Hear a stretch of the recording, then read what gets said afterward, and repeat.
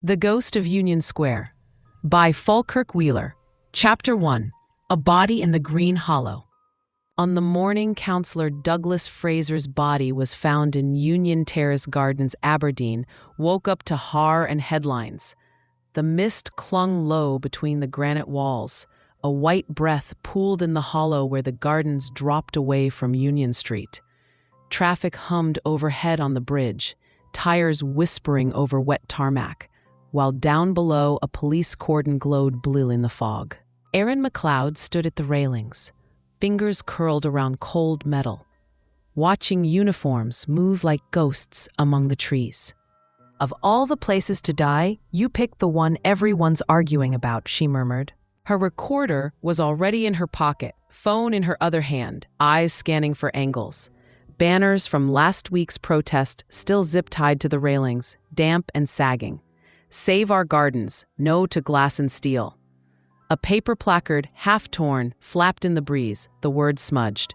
Somewhere beyond the police tape, beneath the arch of the bridge, lay the man who'd insisted the redevelopment was non-negotiable. Douglas Fraser, councillor, darling of the business pages, villain of local Facebook groups. First questions: was it political? Was it personal? Or was Aberdeen about to hand her a story that was both?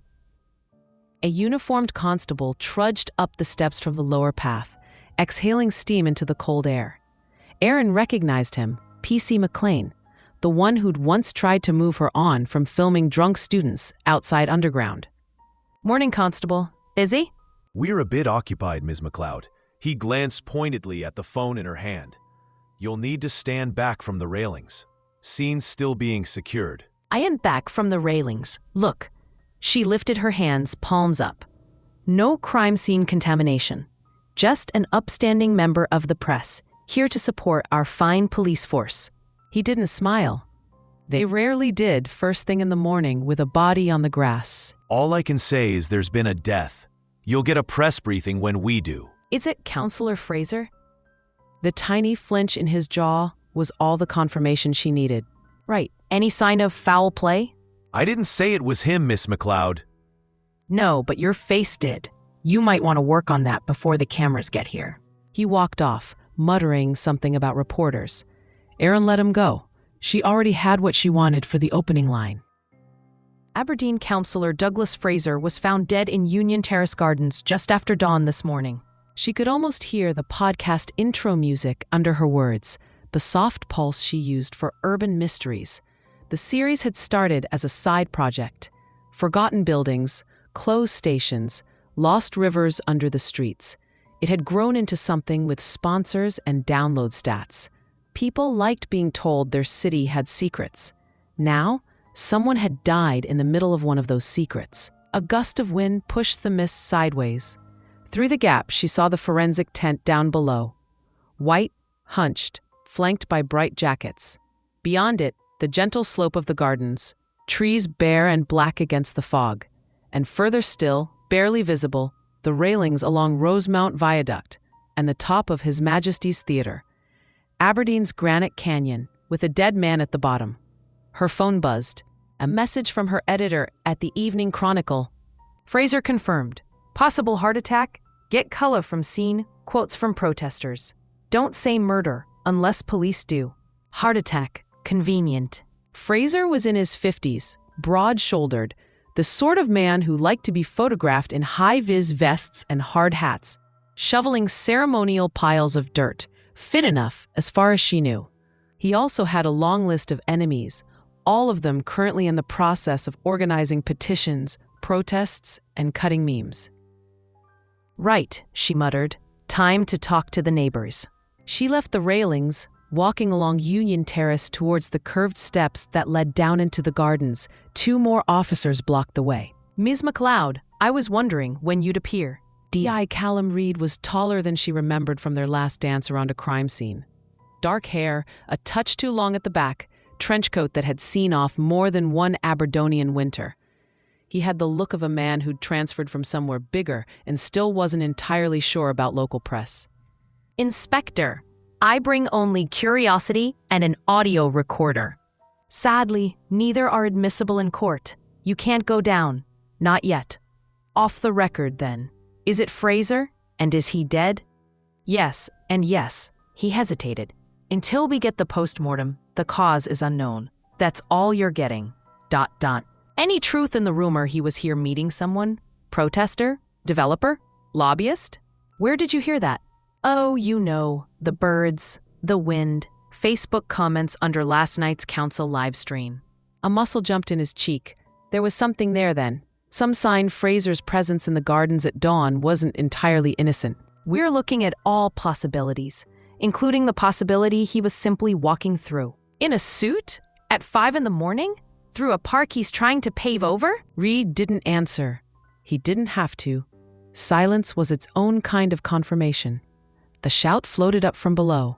Voices, the metallic clink of equipment. Then another sound, faint but distinct, carried in a lull between passing buses. A dull, hollow thump, like something heavy striking concrete. Under the grass, Aaron frowned, leaning over the rail just enough to see the path. One of the scene of crime officers had stopped near a patch of earth where the grass seemed lumped and uneven.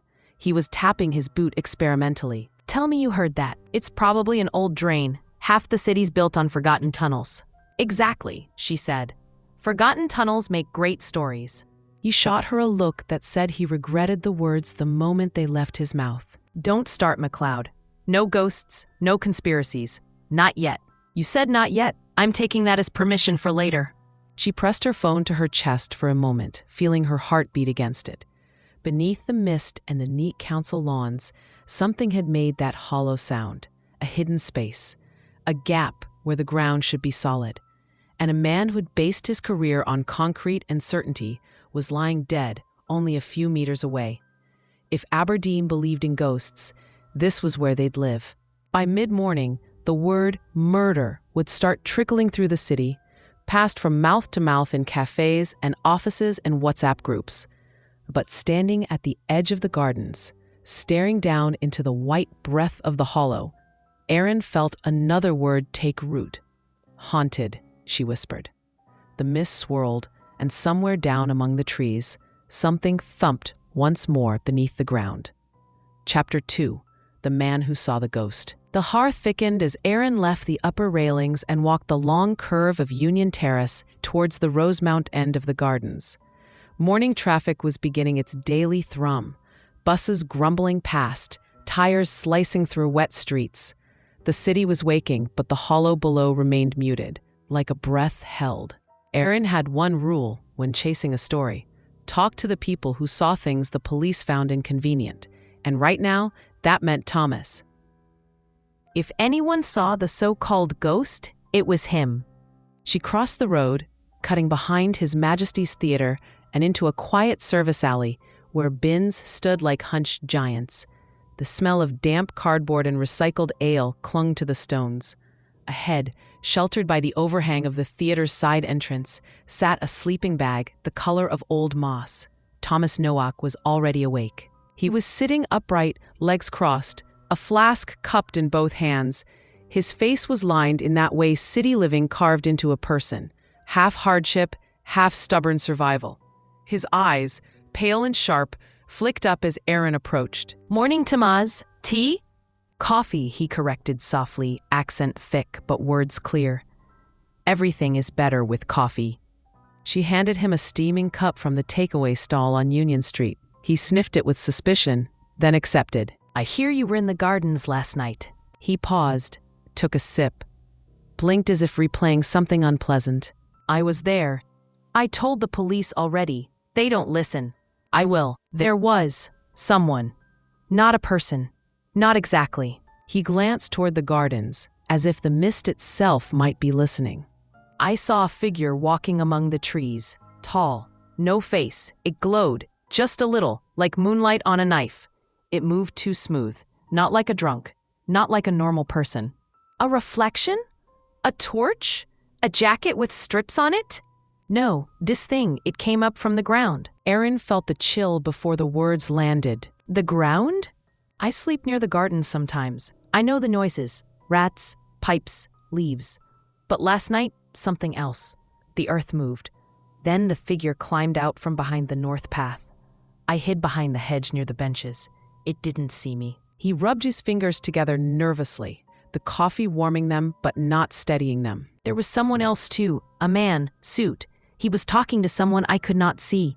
Then he shouted, loud, angry. A woman maybe? Hard to hear. Could you see his face? Yes, Counselor Fraser. There it was, the first eyewitness placing Fraser in the gardens before his death and speaking to someone. And the figure, did it approach him? It watched from the trees. Then the shouting stopped. Then nothing. When I looked again, the figure was gone. So a quarrel, a witness who wasn't believed, and someone moving through a space that shouldn't exist. Erin crouched down beside him, lowering her voice to match his.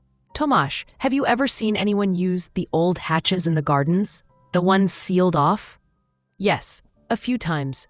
Always late night. People who don't want to be seen, they go in fast. Do you know which hatch? The one near the lower path. The grass hides it. But last night, he hesitated. I think I heard it open. Erin's mind stitched pieces together. The hollow thump she'd heard earlier. The way the earth near the tent looked disturbed. Fraser possibly meeting someone in the dark. And Tomasz's sighting of a figure climbing out of the ground. There's a tunnel. Someone used it. And Fraser ended up dead. Movement at the end of the alley caught her eye. D.I. Reed, hands in his pockets, scanning the area the way detectives do when they're pretending they're not following a journalist. Speak of the devil, he stopped a few steps away, eyeing Tomasz with the guarded neutrality police adopt around rough sleepers. McLeod, why am I not surprised to find you interrogating witnesses? Because I find them before you do. I tried to tell them. They told me to go away. Reed crouched, bringing himself level with Tomasz. Tell me what you saw, and start from the beginning. She listens. You don't. She'll share it with me anyway. Cut out the middle step. Tomasz relented, repeating his story, but slower, more hesitant. Reed listened without interrupting. His eyes narrowed only once at the mention of Fraser arguing with someone unseen. And you're certain the hatch opened? Yes, the ground breathed. Like this. For a moment, nobody spoke. The wind stirred a damp cardboard box. Somewhere inside the theater, a door slammed. Right, thank you. We'll check it out. You will forget. Police always forget men like me. No, not this time. As Reed walked off to make a phone call, Erin touched Tomasz's sleeve. You helped. Seriously. If you think of anything else, anything, find me. You believe me, I believe something happened down there. And someone wants it buried. She stepped back onto Rosemount Viaduct, the gardens hidden beneath the mist. Her phone buzzed with a message from her editor. Police press briefing at noon. They're saying nothing suspicious. Of course they are. A city official dead, a quarrel in the dock, a sealed hatch disturbed, a witness describing a figure emerging from underground, and now the police leaning toward nothing suspicious. She inhaled slowly, letting the cold air sharpen her thinking. They can call it nothing, but something in those tunnels killed a man, and whatever lingered beneath Union Terrace Gardens hadn't finished resurfacing. Chapter 3: The Hatch That Shouldn't Exist. By late morning, the har still clung to the hollow of Union Terrace Gardens, refusing to burn off. The rest of Aberdeen brightened in patches, sunlight touching rooftops, the glass of Marischal College glinting weakly, but the gardens remained a muted bowl of gray. Erin didn't wait for the police briefing. She had an hour before it began, and she intended to spend it underground, or at least at the door that led there. If Tomasz was right about the hatch, someone had been inside it recently. Someone Fraser met. Someone who didn't want to be seen. She headed down the main steps into the gardens. The grass underfoot was slick, the curved paths shining from the mist. Police tape blocked the central route, but she wasn't interested in the body site today. She was heading for the lower path, where the ground had thumped like something wanting to breathe. 2 community officers stood guard, bored expressions tucked beneath regulation caps. Erin took the long way around, using the slope of the gardens and a screen of bare trees as cover. Mist was a journalist's best friend, and there it was. a rectangular patch of earth where the grass lay uneven, like a badly fitted rug. A subtle hump, a faint discoloration, a hatch trying to hide. Got you. She knelt, brushing mist-wet blades aside. No handle, but a faint metal line where the edges met. Soil disturbed at the corners. And there, clearer than anything else, a smear of dark streaking the edge. Mud? Oil? Something else from below? A shadow passed over her shoulder. I knew I'd find you here. Reed stood a few steps away, hands in his coat pockets, eyes narrowed. He wasn't angry. Worse, he looked resigned, as if nothing she did could surprise him anymore. Inspector, out for a stroll? Don't. This is an active crime scene. Crime scene? That's an upgrade from nothing suspicious. He walked forward, crouching beside her, close enough she could see the raindrops clinging to his hair. You didn't hear that from me. And's this hatch? Planning to comment on that? There are tunnels all over the city. Disused, sealed, old drainage systems, wartime structures, nothing new. He said nothing new, but his eyes stayed fixed on the disturbed earth longer than they should have. The ground's been moved. Look at the corner. Someone opened it. We noticed. There was more. She could hear it in the pause that followed, heavy as the mist. And? The hatch is bolted from the inside. Inside. So someone was down there, or still is. Erin felt a prickling at the back of her neck. The fog swirled around them like a veil. For a moment, even the sounds of the city seemed muffled. You have a theory. I have half a theory, and half a dozen reasons not to share it. I only need one reason to share it.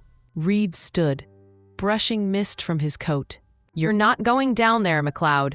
Not today, not alone, not ever without clearance. I wasn't planning to go alone. She let the ambiguity hang. Stay away from this hatch, and don't go dragging that council groundsman into it either. Jamie. The inspector had just confirmed Jamie Boyd was not only on his radar, but relevant. I hadn't mentioned Jamie. Just don't. He didn't look back. Erin waited until he was far enough away, then knelt again. She ran a fingertip along the metal seam of the hatch. Cold, damp, but not rusted. Maintained. Recently. Someone uses this regularly. Someone Fraser met last night. Someone he argued with. A faint draft breathed upward from beneath the grass, cooler than the air above. She leaned closer. There, a smell. Damp stone, old concrete, and something like chemical dust, the scent of sealed places. What's down there? Her phone buzzed. Unknown number. She answered. Miss McLeod, it's Jamie, from the gardens. Jamie? What's wrong? You need to come to the maintenance tunnels. Now. Before the police seal everything. There's something you need to see. Now. Jamie Boyd didn't sound like the awkward, soft-spoken groundsman she remembered. He sounded shaken, afraid. Where are you? North entrance. The locked gate behind the ivy. And hurry, someone's been inside. I think they're still here. The line clicked dead. Erin stared at the hatch once more. A tunnel below. A witness afraid. And someone still moving in the dark. I'm going down there, one way or another. The gardens were silent, but beneath the earth something echoed. Faint metal tapping, like footsteps on concrete far below. A reminder, Union Terrace Gardens had more than one ghost. Chapter 4, The Gate Behind the Ivy. The north entrance to the maintenance tunnels wasn't marked on any public map. It wasn't signposted, fenced properly, or even acknowledged by the council. But Jamie had once mentioned it to Erin during an interview about vandalism in the gardens, a throwaway comment she'd filed away, because nothing about old cities was ever random. Erin moved fast along Rosemount Viaduct, mist clinging to her coat, shoes slick on wet pavement. Buses rumbled past, releasing blasts of warm diesel air that dissolved into the cold. The rest of the city bustled, oblivious to the quiet machinery beneath its feet. She reached the stairway leading down into the northern corner of the gardens, a flight of stone steps so often ignored that moss had begun curling around the edges. At the bottom, the trees thickened. Ivy climbed the metal railings and dense, tangled ropes. Hidden behind it, just as Jamie had said, was the gate. Still here. A rusted service gate, padlocked, its bars half concealed by leaves and twisting stems. Only the faint outline of a concrete corridor lay beyond it, dark and sloping downward. But Jamie was nowhere in sight. Jamie, it's Erin. Where are you? Only the drip of water answered her, falling rhythmically from a gutter into the undergrowth. She glanced around. Benches, bushes, a narrow maintenance path disappearing behind a bend. He called me 30 minutes ago. He said someone was inside. She pulled aside a curtain of ivy. Beneath the leaves, the padlock hung crooked. Its shackle snapped clean through. Not cut, snapped. Like someone with time and leverage, not finesse, had forced it. Jesus, Jamie, what did you find? She pushed the gate open just enough to slip through. The air changed immediately, cooler, stale, faintly metallic. A long corridor stretched ahead, concrete walls sweating in the cold. Only a weak line of light from the entrance followed her in. A short way down, a maintenance lamp lay toppled on the floor, its casing cracked. Someone had dropped it in a hurry. Jamie wouldn't run unless he'd seen something he couldn't explain. Erin stepped carefully, each footfall sounding louder than intended. The tunnel sloped gently left, then sharpened into a bend. Somewhere ahead, she heard it again. A faint, metallic tapping. Irregular. Wrong. Like someone testing something hollow. She stopped. Jamie? The tapping ceased. A long silence followed. Then, don't move. Jamie Boyd stood in the tunnel, just a few feet behind her, pale as the concrete around them. His council jacket was zipped up to his throat, but his hands shook visibly. Jamie, you scared me. What's going on? You called. You shouldn't be here. I shouldn't be here. It's not safe. Tell me what you saw. I thought it was a break-in, tools going missing, lights left on, alarms triggered. But today, his voice cracked. Today, I followed the noise. He backed away instinctively. There's a room deeper in, a chamber. I didn't know it existed. The redevelopment plans include it, but they don't mention it. It shouldn't be there. What kind of room? Old, older than the rest, reinforced. Looks like some sort of shelter or operations post. Walls are thick, lined with markings. I saw something inside. His eyes flicked down the corridor behind Erin. What did you see? A suit, hanging up, like a boiler suit, reflective strips on it, and footprints, fresh ones, leading out, but no one was there. Reflective strips. The ghost Tom Ash saw. Footprints leading out, toward the gardens, toward Fraser. Jamie, did you go inside the chamber? No, I heard something moving behind the far wall, like someone dragging metal. I ran. A cold draft whispered through the corridor, brushing Erin's neck. Jamie flinched. Okay, we'll leave. But listen, whoever used that chamber met Fraser last night. We need to know what's down there. No, you don't understand. He pointed to the floor. Look. A faint trail, dirt smudged into the surface, led down the corridor. Two sets of footprints, one belonging to Jamie, the other heavier, wider, and dragging something. A thin black streak ran beside each print, as if something long had been scraping along the ground. Jamie, when did you last see these? Just now. They weren't here when I came in earlier. Meaning, whoever left them was ahead of them, right now, in the tunnel, with them. Jamie, go, get outside. Slow, deliberate, closer. Jamie backed toward the gate, breath shaking. Erin's eyes adjusted enough to catch movement at the far end of the corridor. A shadow shifting, just beyond the bend. A shape, tall, still, facing them. Jamie, run. Jamie bolted, his footsteps hammered up the tunnel toward the gate. Erin didn't move. She stared down the corridor as the figure remained where it was, motionless, almost blending into the wall.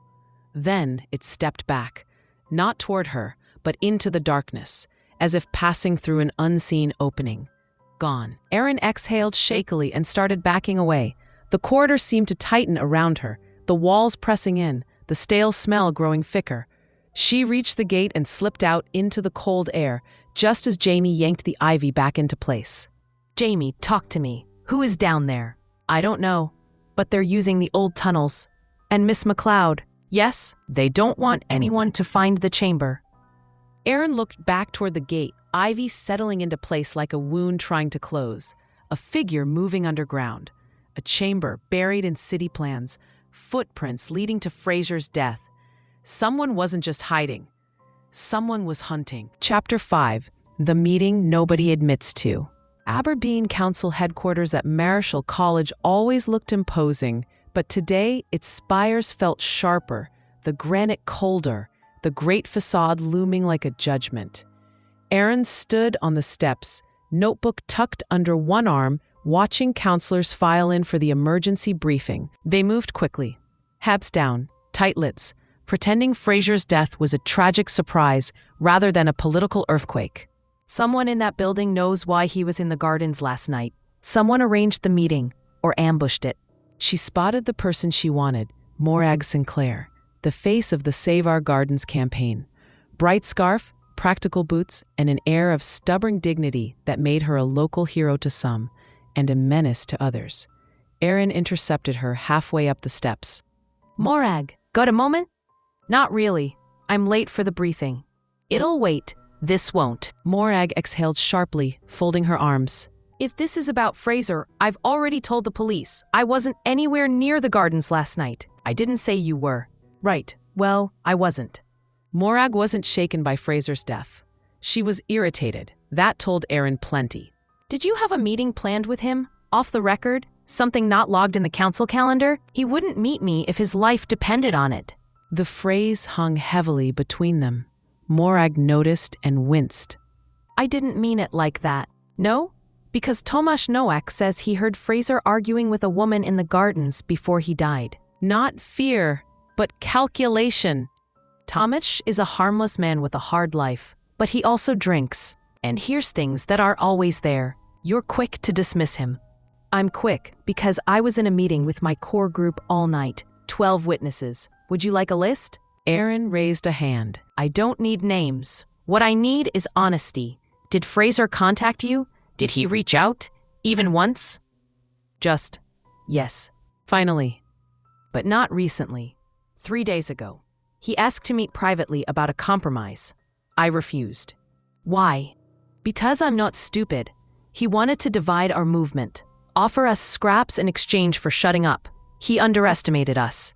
You still refuse to meet? Yes, absolutely. Morag was telling the truth, but something was off, a strain around her eyes. Not grief, something older. You knew him longer than you admit, didn't you?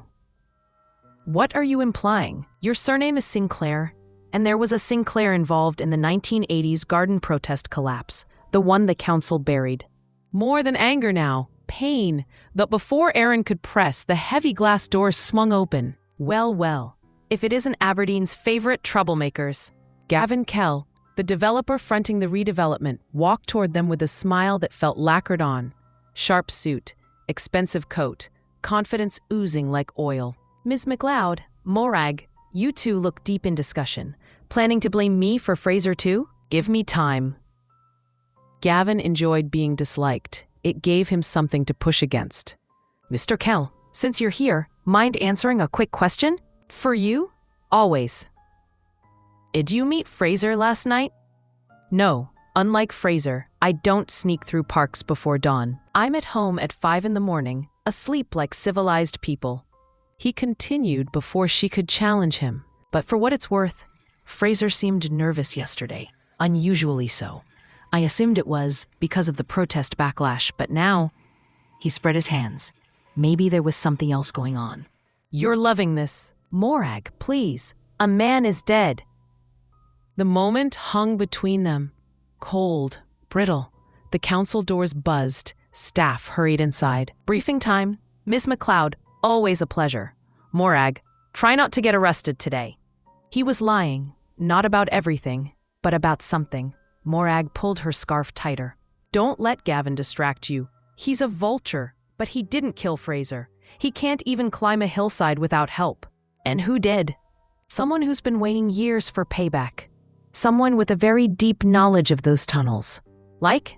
Ask yourself why they were built, and why the council stopped talking about them. Some things under this city were never meant to be found. Morag turned and walked into the building, leaving Aaron alone on the steps. Her phone buzzed. A new message. He is back in the gardens. The ghost, near the lower bridge. Hurry. Aaron looked toward the gardens, where the mist thickened again, crawling up from the hollow like smoke from a deep furnace. Someone was down there, moving, watching, and Tomasz, this time, might not be the only witness. Chapter 6. The Shadow at the Lower Bridge. The mist had settled so thickly over Union Terrace Gardens that the world beyond 20 feet simply didn't exist. Erin descended the steps, each one slick with condensation. Her breath fogged instantly, swallowed by the gray. If Thomas said the figure was back, there was no time to wait, no time for Reed, no time for backup. Every instinct urged her forward, toward danger she couldn't yet name. Someone killed Fraser. Someone who knows these tunnels. Someone who doesn't mind being seen as a ghost. As she reached the lower path, a shape flickered near the bridge, the stone arch that spanned the center of the gardens. Something slender, upright, still. Her heart thumped once. Hard. Tomasz? Only the sound of trickling water from the stream and the distant rumble of buses overhead. The figure didn't move. Aaron took a cautious step forward, eyes adjusting to the patchwork of shadow and mist. The trees above dripped quietly. The world narrowed into a tunnel of gray. 10 steps away, 8, 5, the figure shifted. Not much, just enough. Enough to confirm it was real. Her voice came out tight. Who's there? A beat passed. Then, Ms. McLeod, here, quick! Thomas emerged from behind the bench cluster near the west slope, waving both arms in panic. He looked disheveled, frightened, like he'd sprinted halfway through the city. Tomasz, where? She looked back. The figure under the bridge was gone. Completely. No rustle of leaves, no footfall, nothing. It hadn't walked away. It had simply disappeared. It was there, I swear. I kept my distance. It was watching the tunnel slope. I thought it was waiting for you. It was waiting for something. His hands trembled violently. Listen, I saw more. Just now, someone else was down here. A man went toward the underbridge path. Then I heard a shout. He clutched his head. A woman's voice. I think she was arguing with him. Another argument. Another woman's voice. Morag? Someone connected to the tunnels? Someone Fraser had met? Where? Thomas pointed shakily toward a narrow side path running beneath the bridge. In daylight, it was innocuous. Benches, railings, a view of the stream. But in this light, it looked like the mouth of something older and unfriendly. Aaron and Thomas moved quickly but quietly. The path was slick, uneven. Mist drifted beneath the archway like slow smoke. Halfway down, Thomas halted abruptly. Look. There, on the ground, fresh marks where someone had slipped. A heel scrape, a sideways skid, and beside it, a faint print in mud. Wide, heavy, the same shape she'd seen in the tunnel. The same person stalking the underground chamber. A dark smear trailed from the footprint toward the stone supports of the bridge. Oil? Mud? She crouched and touched it lightly. Cold, greasy. The same residue she'd felt near the hatch. He was here. The ghost man. I saw him bend to look at the ground. He knew someone else was down here. Then let's find out who. A voice cut through the fog. You shouldn't be here. Aaron spun. A silhouette stepped from beneath the arch, shorter than the ghostly figure. Hood up, shoulders hunched. Jamie Boyd, but not the timid, shaking Jamie from earlier. His face was pale, but his posture held something new. Determination or desperation. You need to leave. Both of you. Right now. Jamie, we saw someone watching you earlier. Someone in the tunnels. I know. Then tell me who they are. What they want. Why they were following you. I can't. They'll hear. They hear everything in these walls. The tunnels run right beneath us. Sound travels through them. Footsteps, voices, everything. Jamie, did you see Fraser last night? His breath caught. Yes. Aaron felt her pulse spike. Did you meet him willingly? He messaged me. Asked me to open the hatch. Said it was urgent. Council business. I didn't know. His voice cracked. I didn't know he wouldn't come back out. A gust of wind swept through the archway, stirring mist into their faces. The hollow beneath the garden seemed to sigh. What happened in the chamber, Jamie? I don't know. I stayed near the entrance, heard him arguing with someone further in, a woman. I think she was crying. Then, I heard metal, like something dragging, and then a scream. I ran. I locked the hatch from the outside and ran. You trapped them. I didn't know what else to do. Before she could calm him, something moved behind them, fast. A sharp metallic clang echoed from within the bridge structure. Then another, a deliberate rhythm. Tap, tap, drag, the same sound from the tunnel. He's here. Jamie backed away, white-faced. I told you, they don't want witnesses. They don't want anyone near that chamber. What do they want? To finish what they started in the 80s. A shadow spilled across the mist behind the stone archway, tall, stretched, shifting. The figure was returning. They're not haunting the gardens. They're hunting them. Aaron grabbed Jamie and Tomaj, pulling them back onto the path just as the shape stepped forward from the darkness. Tall, silent, reflective strips catching what little light escaped the mist. The ghost of Union Terrace Gardens had arrived. Chapter 7. The Man in the Reflective Suit. The figure stood beneath the lower bridge like a piece of the darkness that had learned how to stand. The reflective strips on the suit caught faint glimmers of ambient light, turning its outline into a fractured silhouette, not quite human in the mist. Jamie froze. Tomas stumbled backward until he hit the railings. Aaron remained perfectly still. The figure didn't move, didn't speak, didn't breathe loudly enough to hear, just stood, watching. Don't run. I am already running inside. A small, unnatural angle, as if assessing them individually. Aaron felt the primal instinct stir at the base of her spine, the ancient certainty that you were being studied by something that had already chosen a course of action. Then the figure stepped forward. Not fast, not threatening, just purposeful. Stay where you are. A silent obedience, or amusement. It was hard to tell through the fog. Jamie's voice cracked. He wasn't supposed to be out this early. He only moves at night. Jamie, what do you mean supposed to? I told you. I didn't know he would come out after the scream.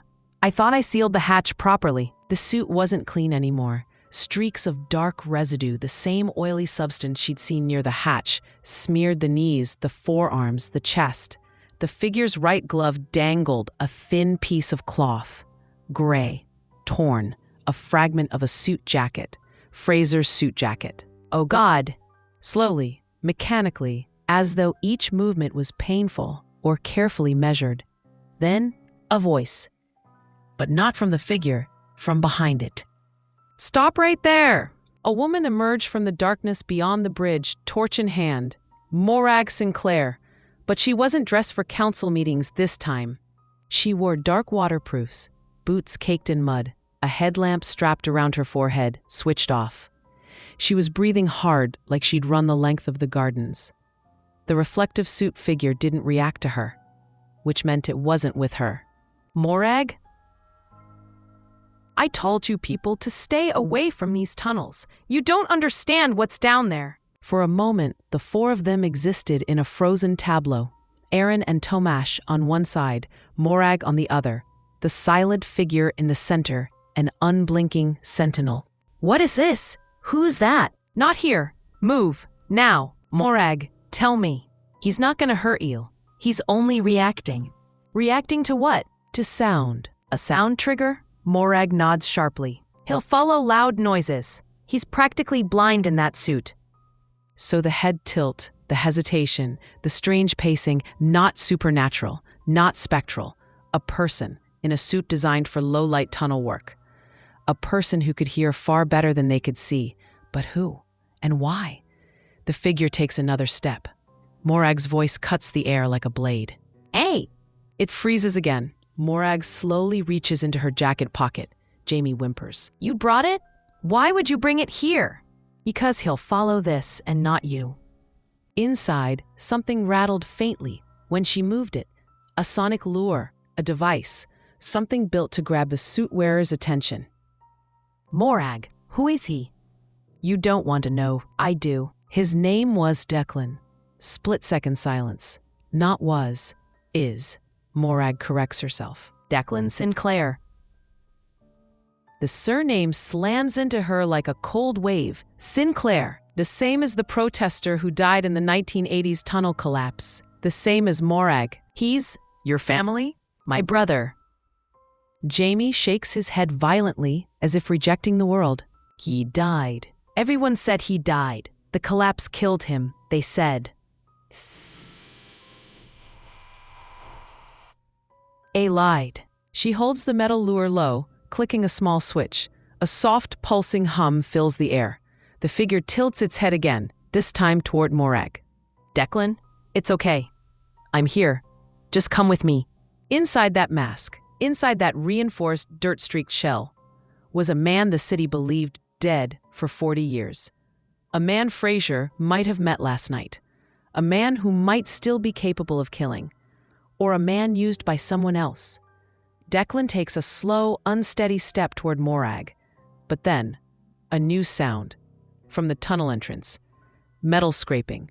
A door or hatch shifting. Someone else. Another presence underground. Declan turns sharply, away from Morag, away from Aaron, and starts moving toward the sound. Fast. Too fast for someone who should be barely able to stand. Morag, what is he doing? He heard someone. Someone he recognizes. Who? Her voice is barely a whisper. The one he screams for at night. This isn't just a killer. This isn't just a ghost story. This is a decades-old wound in the city, wide open again. The mist thickens. Declan disappears into it, like a memory sinking back into the earth. And Aaron knows one thing for certain. Someone else is controlling the ghost of Union Terrace Gardens, and that someone is still down there. Chapter 8, Into the Blind Tunnels. The mist swallowed Declan whole. One moment he was a reflective silhouette cutting through the gray. The next, nothing but shifting vapor and the echo of hurried footfalls dissolving under the bridge. For a long beat, nobody moved. The gardens seemed to hold their breath. Morag, who did he hear? Who's down there? I don't know, but if Declan recognizes them, it's someone from before the collapse. Before the collapse, 40 years ago, someone still alive, someone still moving in those tunnels. Someone who knew Declan Sinclair was alive. And Fraser met them last night. Janie's breathing grew thin and ragged. His hands twitched at his jacket, like he was trying to pull the fabric tighter around him. We shouldn't be here. If he's down there, is there down there? Jamie, look at me. His eyes flicker wildly. You know those tunnels better than anyone here. You know the layouts, the shortcuts, the blind corners. Yes, and that's exactly why we should not go down there. If someone else is controlling Declan, we don't have a choice. Not footsteps this time. A low, metallic groan like a door grinding open deep under the earth. Thomas clutched the railing so hard his knuckles whitened. That is not a normal sound. It was the same sound she'd heard beneath the grass the morning Fraser died. A chamber opening, a space shifting. Someone inside. Show me the entrance, not the north gate, the one Fraser used. How did? I saw the disturbances, and Jamie confirmed it. Fraser didn't die out here. He died down there. Defeat, fear, and determination mix in her expression like storm clouds. Fine, but we move quietly. Declan reacts to sound. If you startle him, he doesn't just react to sound. He attacks sound. So the ghost wasn't a ghost. He was a weaponized memory, frightened and trained by circumstance to lash toward noise. Then we move in silence. The four of them slipped along the lower path toward a cluster of ornamental shrubs bordering the lower bridge. Behind the foliage, half hidden by roots and earth, sat a rusted steel service hatch, horizontal, flush with the ground. Not the one from earlier, another, older. This one was sealed in 1991, or so they told us. It was opened recently. Fresh, deliberate, made with tools she recognized from municipal maintenance kits. Jamie shut his eyes. That's my toolkit. I thought someone was stealing spares, but they weren't stealing. They were accessing Declan. She slides her fingers into a gap where a bolt had been removed. The hatch lifts with a heavy groan. Cold, stale air rushes up, the smell of wet stone and decades without sunlight. Inside, metal rungs descend into darkness. Tomas crosses himself. This is a coffin for the living. It was meant to be. The ladder dropped 15 feet into a tunnel lit only by the faintest glow. An old red emergency bulb flickering like an ember fighting extinction. I'm going down. No, you don't understand what's beneath. The rooms aren't straight. The floors dip. There are blind trenches. The old air vents whistle in ways. Jamie, someone down there killed a counselor. Someone is controlling your tunnels. And Declan is walking toward them as we speak. He lets go. I'll come. He responds to my voice. If Declan panics, I can calm him. And me? Stay at the entrance. If we don't come back in 10 minutes, call Reed. And don't let anyone close the hatch. His eyes stay fixed on the darkness as though watching the hole might stop it from swallowing people whole. Erin sets her boot on the first rung. Her heartbeat echoes in her ears. She descends. Slow. Keep your feet on the sides. It's slippery. The moment his boots hit the ground, his shoulders hunched inward like the tunnel air pressed on him. The hatch closes above them with a hollow thud. Darkness deepens. Only the red bulb glows, resting on its last breath. The tunnel smells of damp concrete, rust and long-buried secrets. Water collects in shallow pools along the uneven floor. Far in the distance, a faint metallic sound. Drag. Pause. Drag. Declan. He's close. He always lingers near the chamber. He remembers it. Even after everything they did to him, he remembers. Morag, what did they do to him? They sealed him in with the others. They said it was an accident. But some accidents get maintained. Jamie lets out a sharp exhale. You mean he wasn't rescued because they didn't try? They tried, just not hard enough. And when they found one survivor, they didn't want that survivor talking. A chill cuts through her. So they hid him. My parents died never knowing he lived. A weak light flickers up ahead. Another red bulb. Beneath it, a door. Fixed steel, bolted, but open a crack. Jamie's breath hitches. That's the chamber. He might be inside, and if someone else is there too. The hinges cry out softly. Inside lies a large circular room, walls reinforced with old civil defense concrete, a map stand collapsed in a corner, and a long metal table set sideways, as if used as a barricade. Dust blankets everything. Almost everything. Fresh footprints circle the room, 2 sets, one heavy, Declan, one lighter, someone agile, someone alive. At the far wall, in the darkest corner, a shadow moves. Not Declan, a person watching them, waiting. Erin steps forward, heart pounding hard enough to feel in her fingertips. Show yourself. Then from the darkness, a voice she didn't recognize, low, rough, aged by years underground. You shouldn't have come, Miss McLeod. Chapter 9, The Man in the Corner. The voice seeped from the far corner of the chamber like cold water soaking through stone. Erin's breath stalled.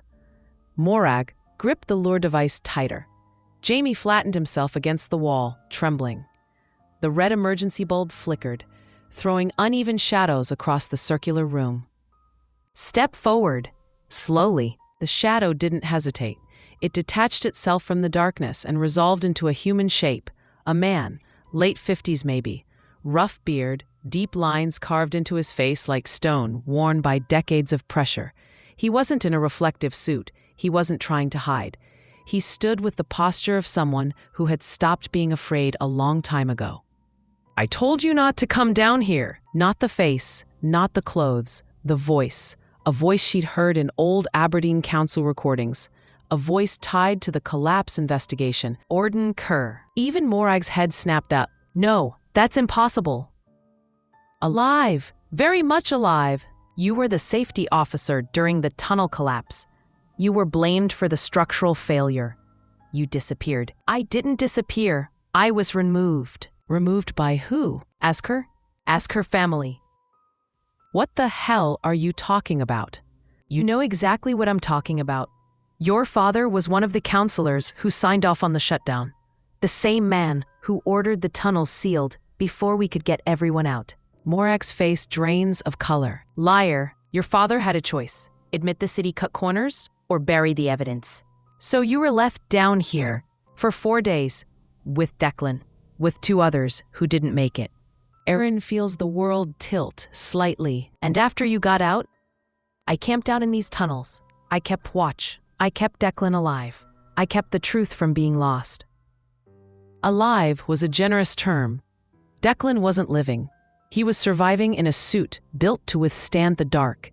His mind fractured, his senses wired to sound. You trained him. I protected him, kept him from wandering into the city, kept him from being found by the same people who left him to die. He's my brother, and I did what I could, but he's not the same boy you lost. The tunnels took pieces of him you will never get back. Why kill Fraser? He came to see Declan. He wanted to make a deal, said he'd clean up the last loose ends if I stayed quiet. No. Yes. Fraser wanted to keep the redevelopment clean of scandal. That meant shutting down the tunnels, sealing Declan in again, permanently this time. So you killed him. I didn't touch him. Then who? A faint metallic noise echoes from the corridor, not Declan's heavy dragging steps. Faster, lighter. Someone else is down there. He wasn't alone that night. Then who was he meeting? Someone who was supposed to be dead. Morag stumbles back, eyes wide. No, not him. Jamie's voice comes out broken. Who? Who else survived? The third person trapped with us. The one who cracked first. The one who tried to kill Declan for breathing too loud. The one who escaped 3 days before the rescue attempt. Someone who escaped? Someone the city never accounted for? What's his name? Alistair Gibb. Thomas sobbed softly from above the hatch when he heard the name. Alistair Gibb, the protest leader. The one whose death was the catalyst for the tragedy. The one memorialized in newspaper clippings as a martyr. The one who was supposedly crushed by falling masonry. But he hadn't died. He had run. And he came back. He came back for Declan, not to rescue him, to finish what he started. Footsteps, slow, measured. Not Declan's dragging steps. Not Gordon's. Not Morag's. Not Jamie's. Someone else. He's coming. A gate with confidence, purpose, memory. A man who once survived these tunnels and knew them intimately. The footsteps grow louder, closer. The ghost has a ghost of his own. At the far end of the corridor, a silhouette appears. Tall, lean, purposeful. A voice rasped out, deep and unmistakably human. You shouldn't have opened that door. Chapter 10. The Ghost Behind the Ghost. A silhouette filled the corridor like a shadow that had finally learned to speak. Aaron felt her pulse tighten, her breath thin. Morag rose shakily to her feet. Jamie pressed into the wall, trembling so hard his teeth clicked. The man stepped fully into the dying red light. Alistair Gibb, older, gaunt, hair matted with gray and tunnel dust. Eyes burning with a hollow brightness that suggested he'd been living underground far longer than sanity permitted. But alive. Not a martyr, not a victim. Something sharper. You people should have stayed above ground. This place isn't for you. You've no right to be here, Alistair. I've more right than any of them. I bled for this place. I died for it, and then I kept going. She steps forward just enough to be noticed, not enough to provoke. Alistair Gibb, the city thinks you died in 1983. Let them. Useful thing, being dead. People stop asking questions. His movements were deliberate, almost ritualistic. His gaze darted between Morag, Gordon, the chamber, the corridor, calculating. He knew every blind angle, every echo. This was his labyrinth. You were here the night Fraser died. He was. Fraser came to make a deal. He wanted to seal Declan in. Permanently. Said the redevelopment couldn't go ahead with historical complications. You mean human beings? No, I mean proof. Proof of what this city does to inconvenient people. He believed every word. He believed he'd kept the truth alive. But something about him was wrong. not broken like Declan, but sharpened to a point. What happened in the chamber last night? A strange, animalistic gesture. I spoke to Fraser, told him the truth, told him he and his council friends weren't the first to lock us away, that they wouldn't be the last. You threatened him. I explained consequences. He's proud. He thinks this was righteous, but he still hasn't admitted it. Did you kill him? Even the drips from the ceiling seemed to stop. No. No flicker. No dodge. Just truth, but not innocence. Declan did. No, he wouldn't. He couldn't. He reacted to the sound.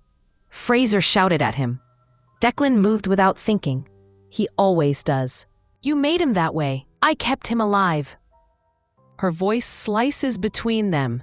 And who told Declan to meet Fraser in the first place? A pause, almost imperceptible, but enough.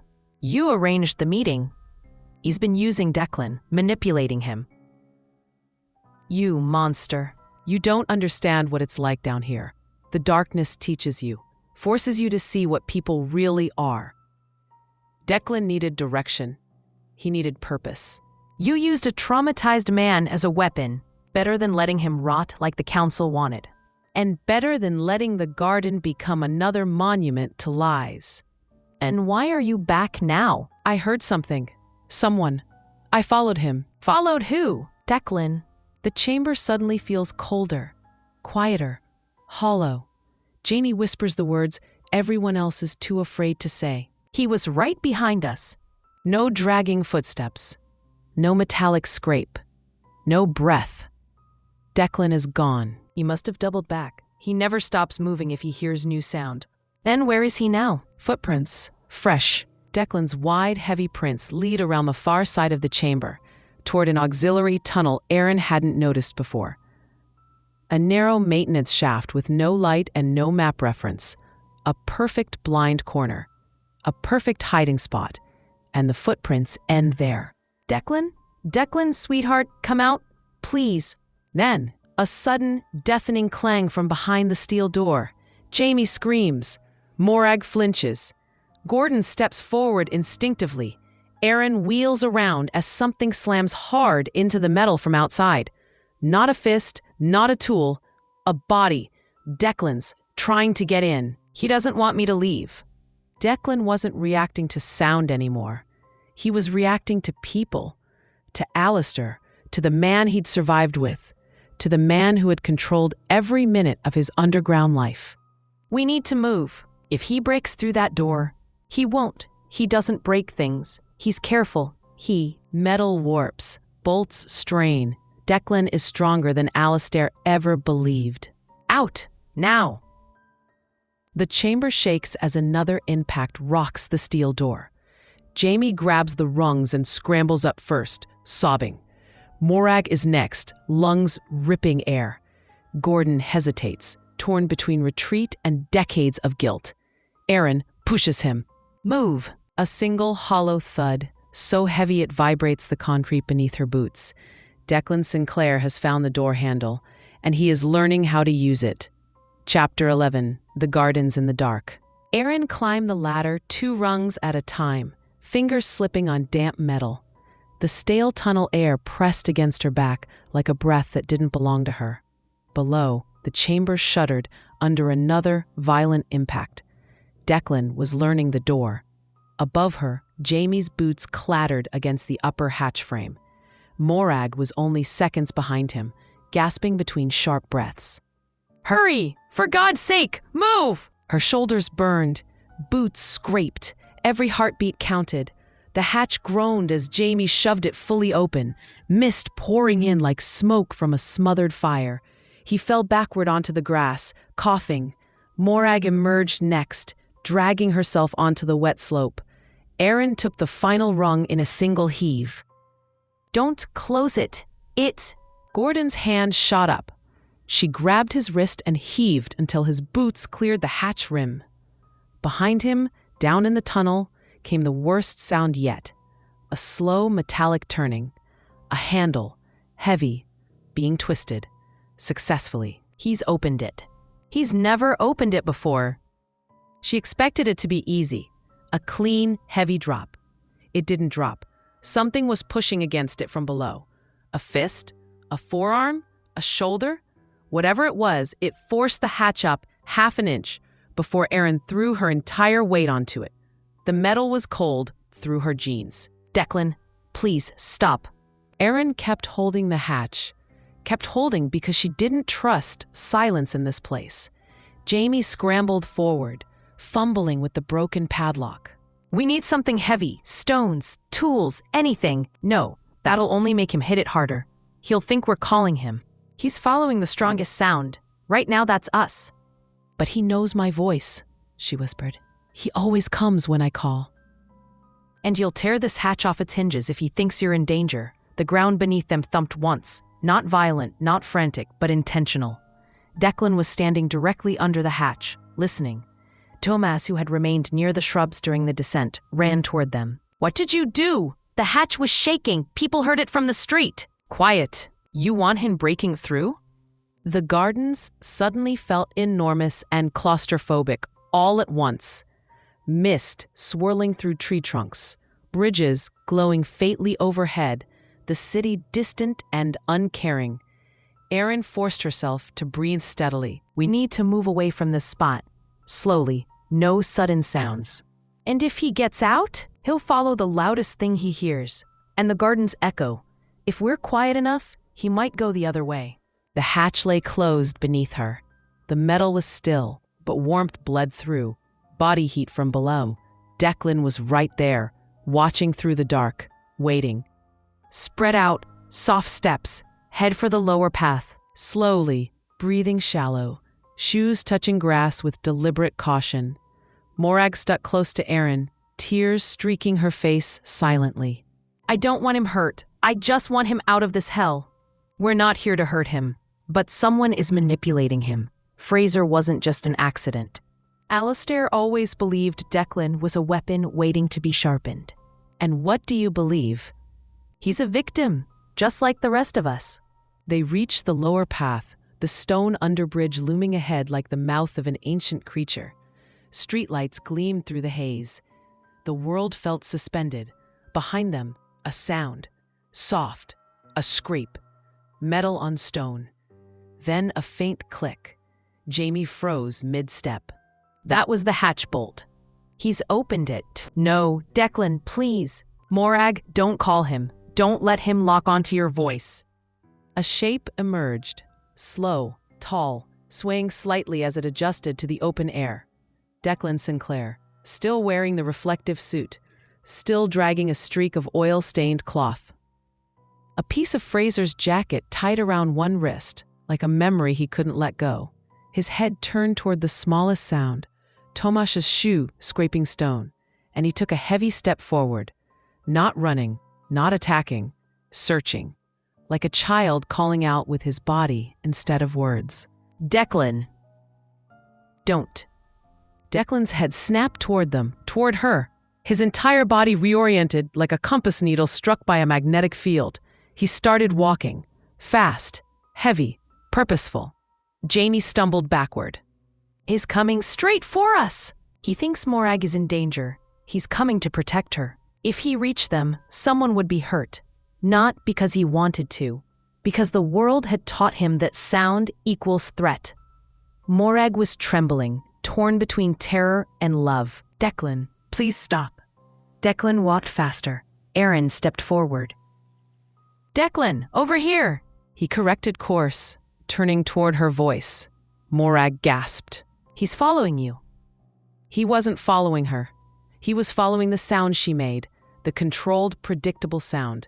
She pointed toward the opposite side of the gardens, a wide stretch of grass leading toward the theater steps, far from civilians, far from Morag. Declan, this way! A heavy stride, then another, then a near run, a silent, powerful charge toward the direction she guided him. Like a ghost drawn by gravity, Morag whispered through tears. You're leading him away. I'm keeping him from hurting anyone. Because behind Declan, through the thinning mist, another shape emerged.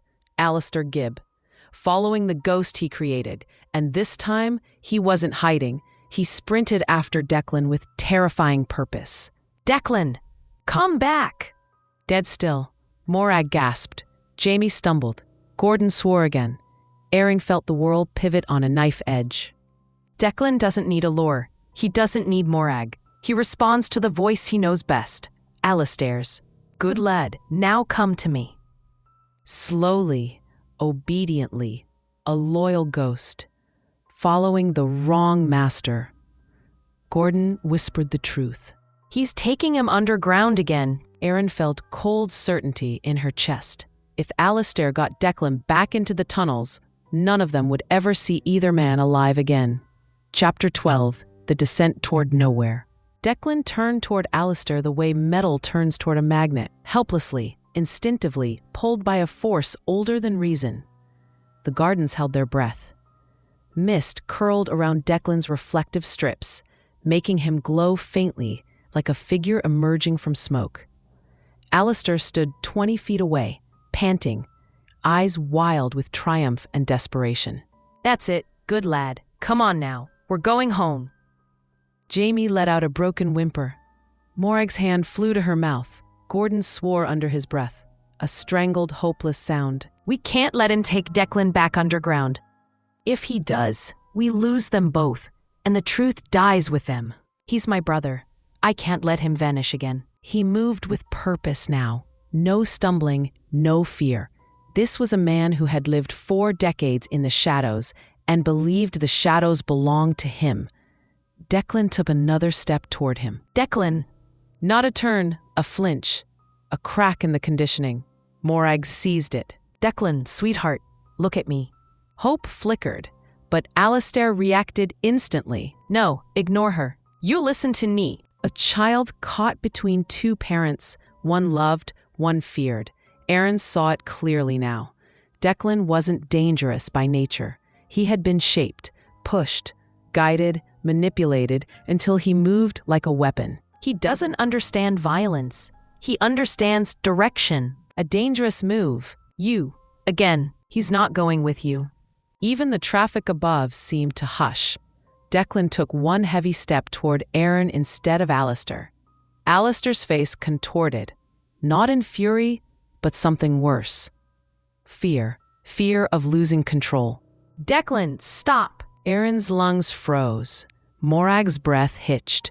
Jamie had both hands clasped over his mouth to stop himself from making noise. Declan, look at me. Not him. Me. He listens. He listens. A small miracle in the mist. Alistair steps forward, hand outstretched. Declan, come here. And Declan responds instantly, not by moving toward him, but by reacting to the volume. Sound, sharp, authoritative, a threat in Declan's broken world. His posture changes, shoulders tightening, head tilting, senses narrowing. Oh no. Alistair doesn't understand. He's triggering him. A sound has been deemed a threat. Declan steps toward Alistair. Fast, too fast. Morag screams. Alistair, run! He turns, not toward safety, but toward the lower hatch they just escaped from, toward the underground, the wrong direction. He's going back down. He's going back down. Each footfall a dull thud on the wet path. Alistair fumbles at the hatch, hands slipping on the handle. Declan, stop! A second of wobbling equilibrium. Alistair kicks the hatch open. The hole yawns beneath him. He jumps in. Declan leaps after him. Morag screams again, raw, visceral heartbreak. No, Declan, no! The darkness below swallows both figures. No thuds, no cries, only the echo of their descent. Jamie staggers backward, shaking violently. This is my fault. I opened the tunnels. I thought I was fixing things. I didn't know I was feeding a monster. He's not a monster. He's a survivor. We're going after them. We? He won't hurt us unless we make noise. But Alistair, he knows those tunnels. He'll trap Declan again. And if he locks him in one of the sealed rooms, we lose him forever. I'll stay up here. I'll call Reed. I'll block anyone else from coming close. Thank you, Tomas. A faint echo of movement drifts up. A scrape, a thud, a distant cry that might be Alistair's or might be the wind's memory. Morag wipes her tears, standing shakily. I'm coming with you. He's my brother. We go quietly. No shouting, no sudden noises. Stay close. Keep eyes forward. Jamie hesitates, then follows, swallowing his fear. I won't let him down again. The darkness seems deeper this time, thicker, watching, waiting. She descends. 1 rung, 2, 3. Morag behind her. Gordon beneath. Jamie last. As the hatch closes above their heads, the gardens vanish, and the tunnels reclaim them.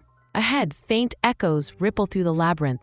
2 men moving deeper, one running for control, the other running from the only world he ever knew. Aaron whispers into the black.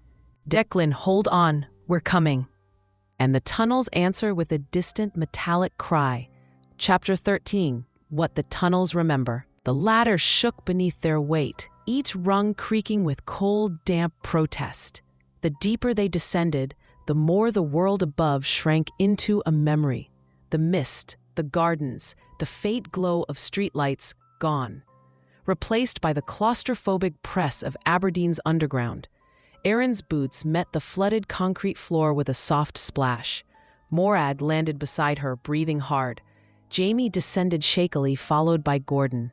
The air was colder down here, older, like the earth itself had not exhaled in 40 years. Somewhere deeper in the tunnels, a metallic clang echoed. Declan or Alistair, or both. They had a head start. We stick to the left-hand path. It loops toward the old operator's wing. And that's where he'll take Declan. It's where he always goes when he wants to disappear. It's where Declan was trapped. The beam cut a thin slice through the dark, illuminating rusted pipes, flaking concrete, and warning signs nearly dissolved by time. They moved slowly, their steps soft, careful, knowing any sharp sound could drag Declan back toward them in the wrong way.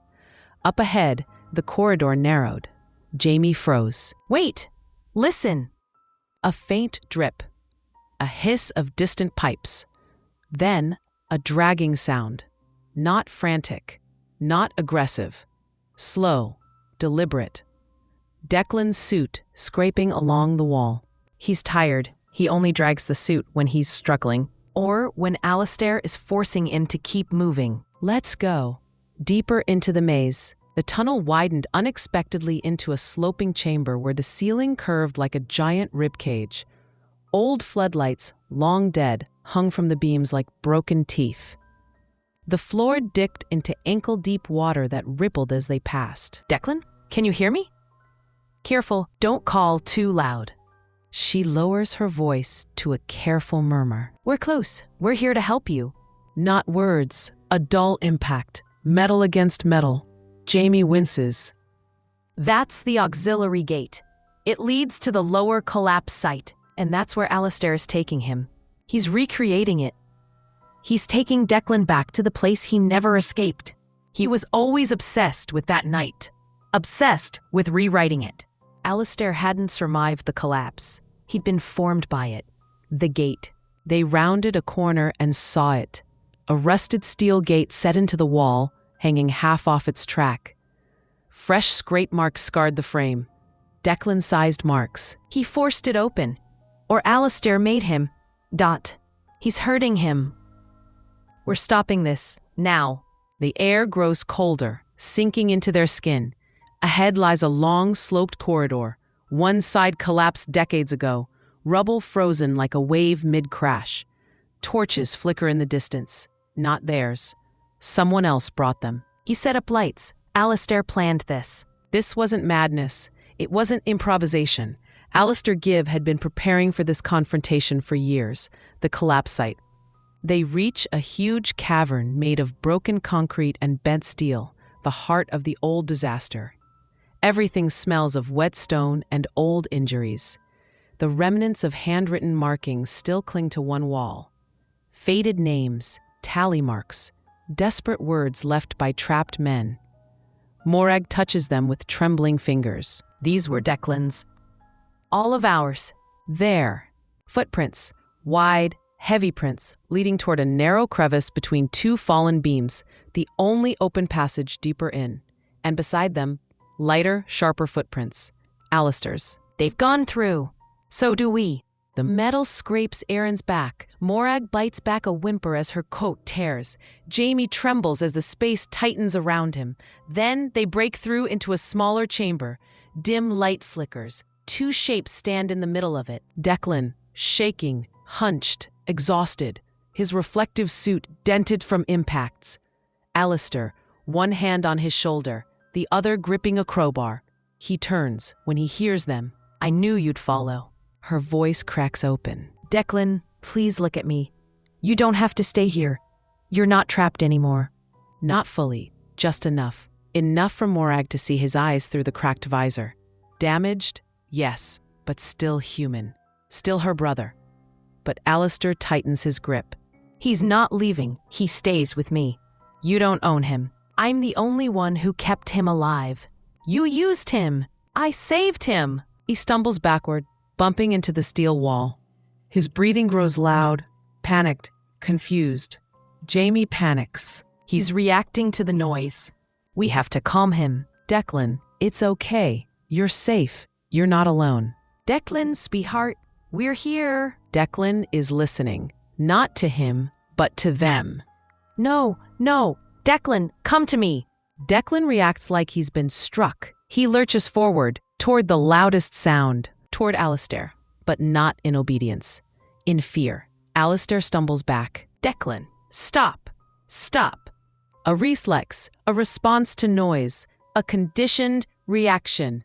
His gloved hand closes around Alistair's arm, a grip far too strong.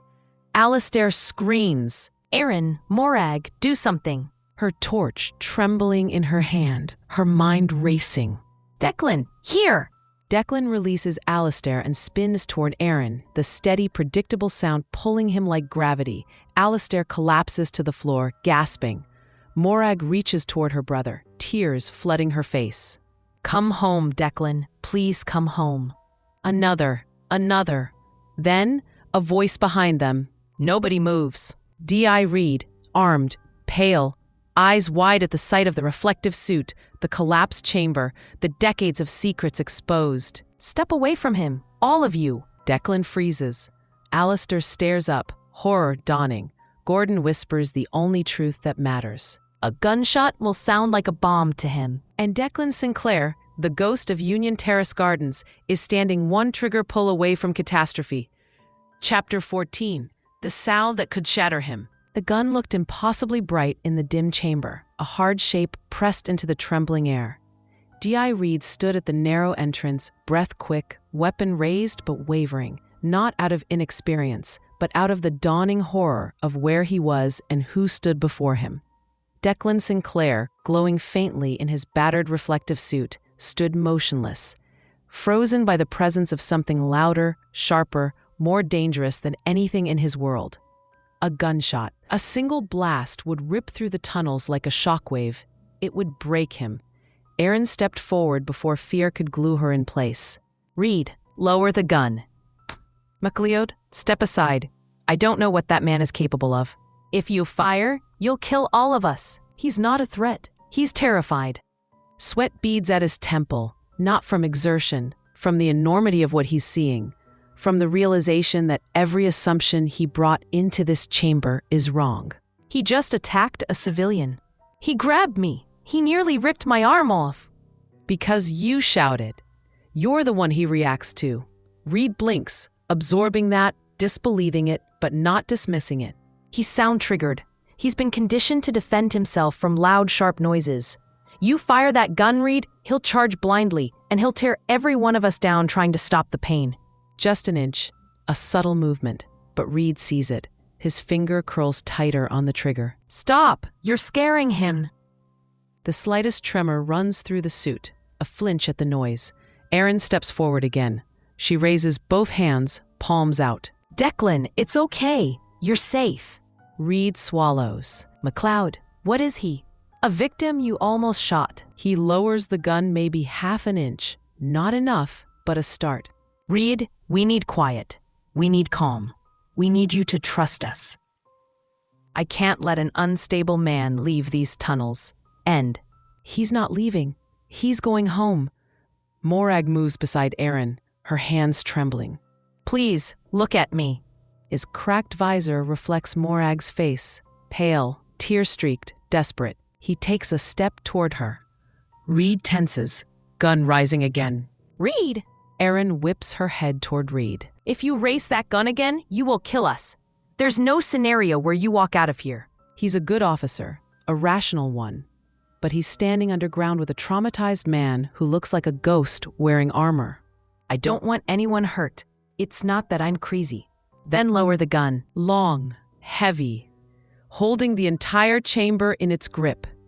Slowly, painfully, Reed lowers the weapon until it points at the ground. Declan's stance untenses slightly. Morag steps closer. Declan, I'm here. I never stopped looking for you. His visor tilts. His breath rattles once inside the suit. Erin sees it. Recognition. Faint. Faded. But there. His sister. His anchor. Morag reaches toward him with shaking fingers. Slow, Morag. Slow. I'm not touching you yet. I promise. Only when you want me to. Declan sways slightly, unsure, caught between old memories and years of conditioning. Gordon murmurs. He remembers her. Jamie wipes tears from his face silently. He remembers all of this. Fear, rage, control slipping from his grasp, all boiling over. Declan, don't you dare! Don't you go to them! The scream ricochets off steel, off concrete, off memory. Declan's entire body convulses. He whips toward the source of the noise. Alistair, the man who taught him sound equals danger.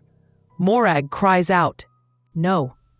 But Alistair, snarling, grabs a chunk of concrete and raises it like a weapon. You belong to me. Not with intention, not with violence, with fear. He lunges, a desperate, reflexive movement, not to attack, but to stop the sound, to silence the pain. Erin throws herself sideways. Morag screams. Jamie recoils. Reed raises the gun instinctively. Reed, don't. Declan's gloved hand slams into Alistair's arm, knocking the concrete free. It skitters across the floor. Alistair stumbles backward, straight toward the unstable slab near the collapsed wall. The same slab that once crushed 3 men. It shifts, groans, then begins to fall, right toward Alistair. Erin shouts. Declan, move! The slab crashes down. Dust erupts. Steel screams. Darkness swallows the far corner of the chamber. When it clears, Alistair Gibb is gone, and Declan Sinclair stands frozen before the wreckage, shaking, breath rasping inside the suit. One gloved hand bruised from trying and failing to stop it. Chapter 15, After the Dust Settles. The dust hung in the air like a second fog, thick and choking in the beam of Erin's torch. Concrete particles drifted in slow motion, settling over the twisted metal and jagged stone where Alistair had stood moments before. No movement came from beneath the fallen slab. None. Jamie covered his face with both hands, gagging. Morag stood rooted to the spot, hands to her mouth, eyes wide with horror. Gordon's shoulders collapsed as if a weight years in the making had finally broken him. Declan did not move. He stood with one arm outstretched toward the wreckage, frozen in the exact posture he'd been in when he tried to stop the collapse. A child's instinct to help, trapped in a grown man's broken body. Declan. Declan. Declan. Declan.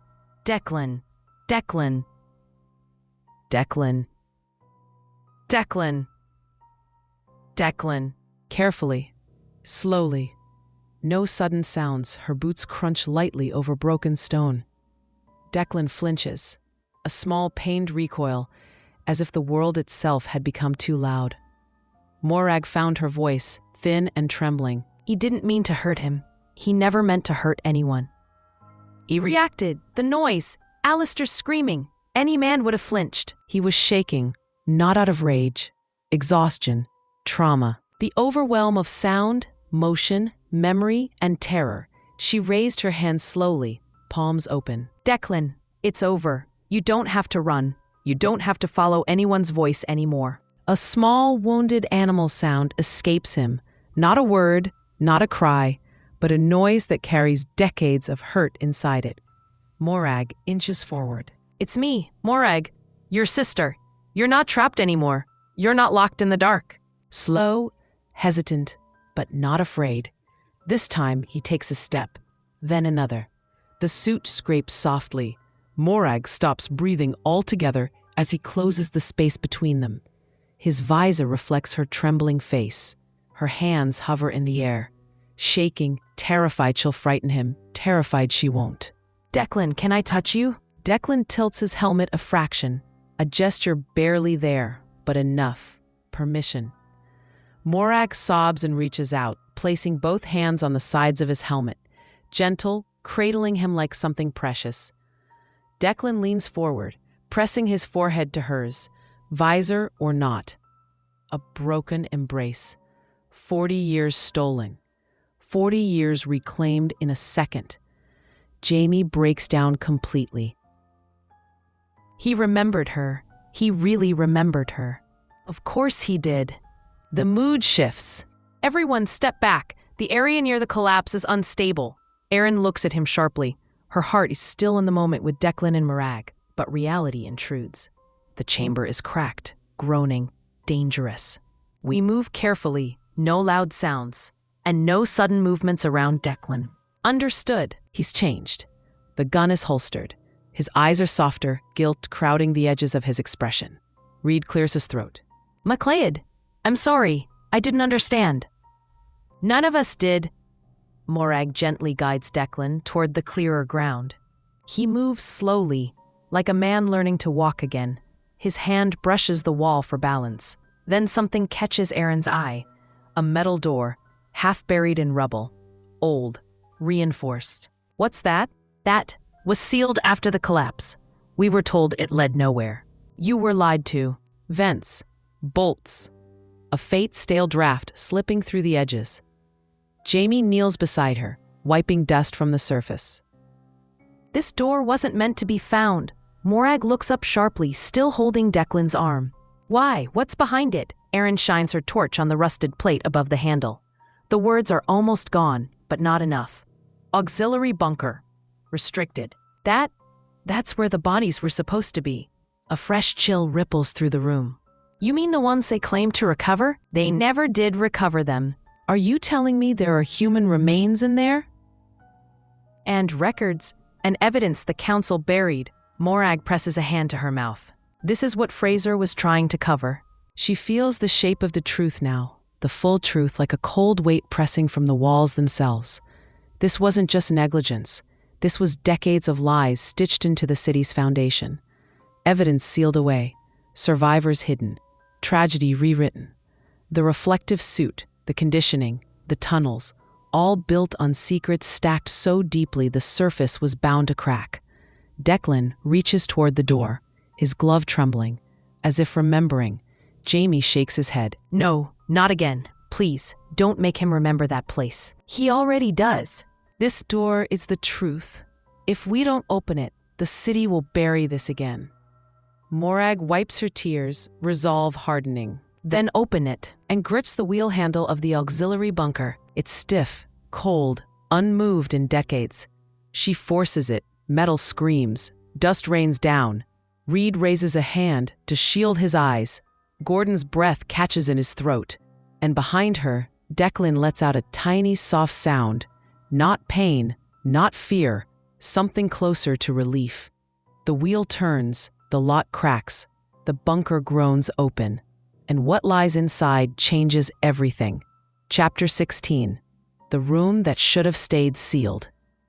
The auxiliary bunker door groaned open with a grinding wail that reverberated through the chamber like a trapped scream escaping after decades.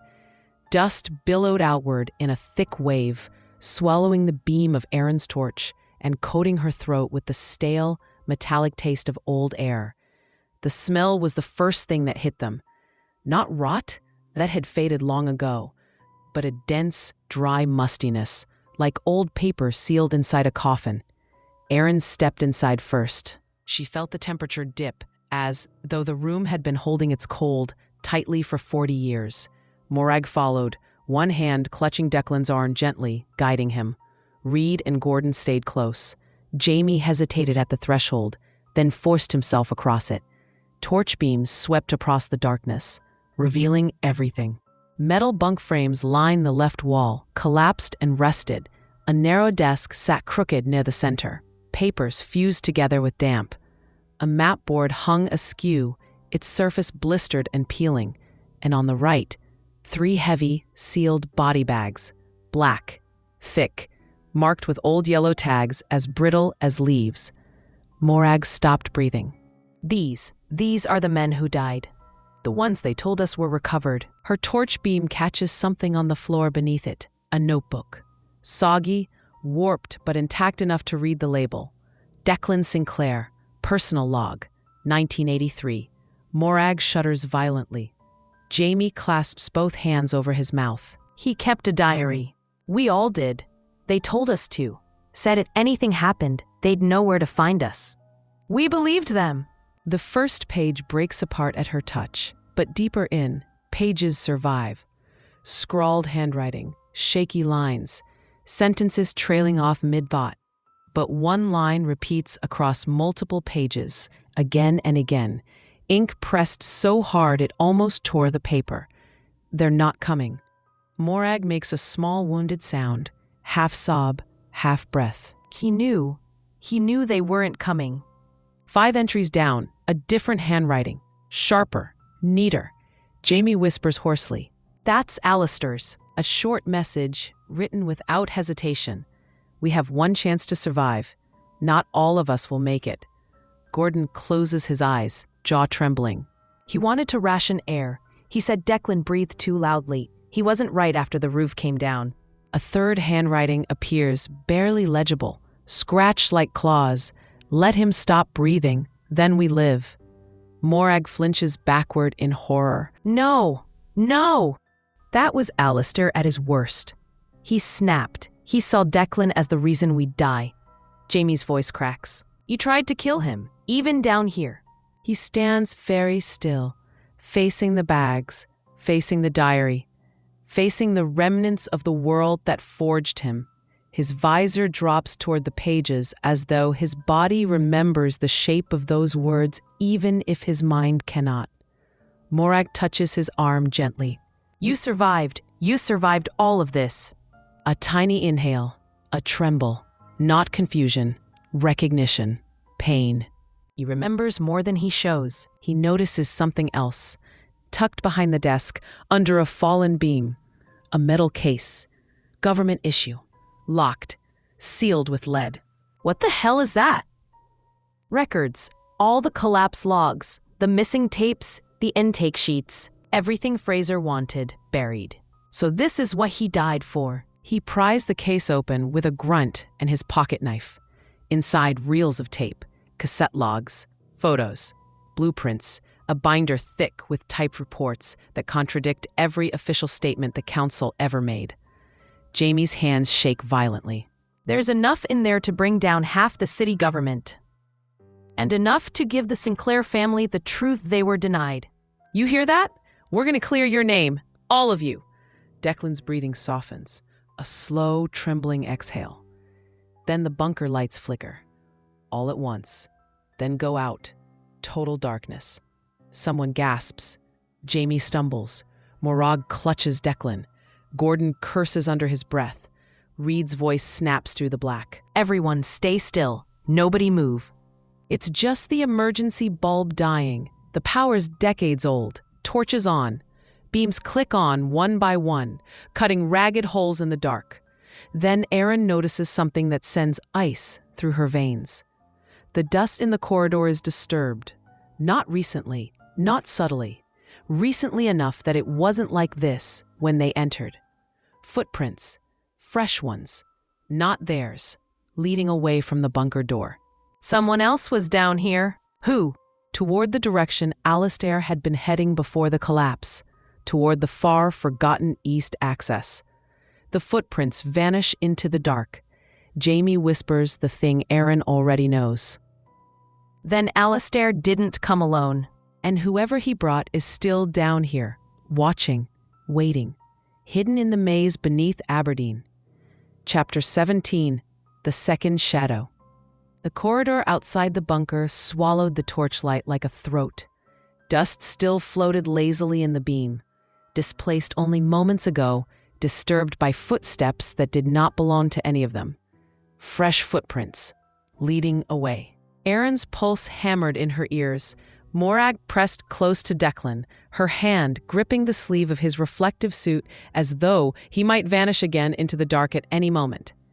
Gordon hovered behind them, jaw tight. Reed kept his torch up, gun holstered, but hand hovering near it. Jamie whispered prayers under his breath. Everyone stay together. Nobody makes a sound above a whisper. Even whispers vibrated in his visor like memory. But he didn't retreat. He didn't flinch. He held Morag's sleeve and followed. Reed crouched by the dust trail. These prints, smaller than Alistair's, lighter, and close, very close. He was right behind us. He watched us open the bunker. The prints were heading east, toward an old maintenance tunnel Jamie had mentioned earlier, one that was supposed to be blocked. Jamie, what's through there? Jamie swallows hard. Nothing. It was sealed after the collapse, full of gas leaks and broken timbers. Unless someone reopened it. We follow, carefully, the forgotten passage. The corridor narrowed to a throat of rusted pipework and buckled concrete. Old hazard signs flaked off the walls. The air thinned, colder and metallic. Declan slowed. His breathing grew louder inside the suit, not panicked, but alert, like he recognized this route. Morag noticed. You've been this way before. Declan tilts his helmet, the cracked visor catching Erin's torchlight.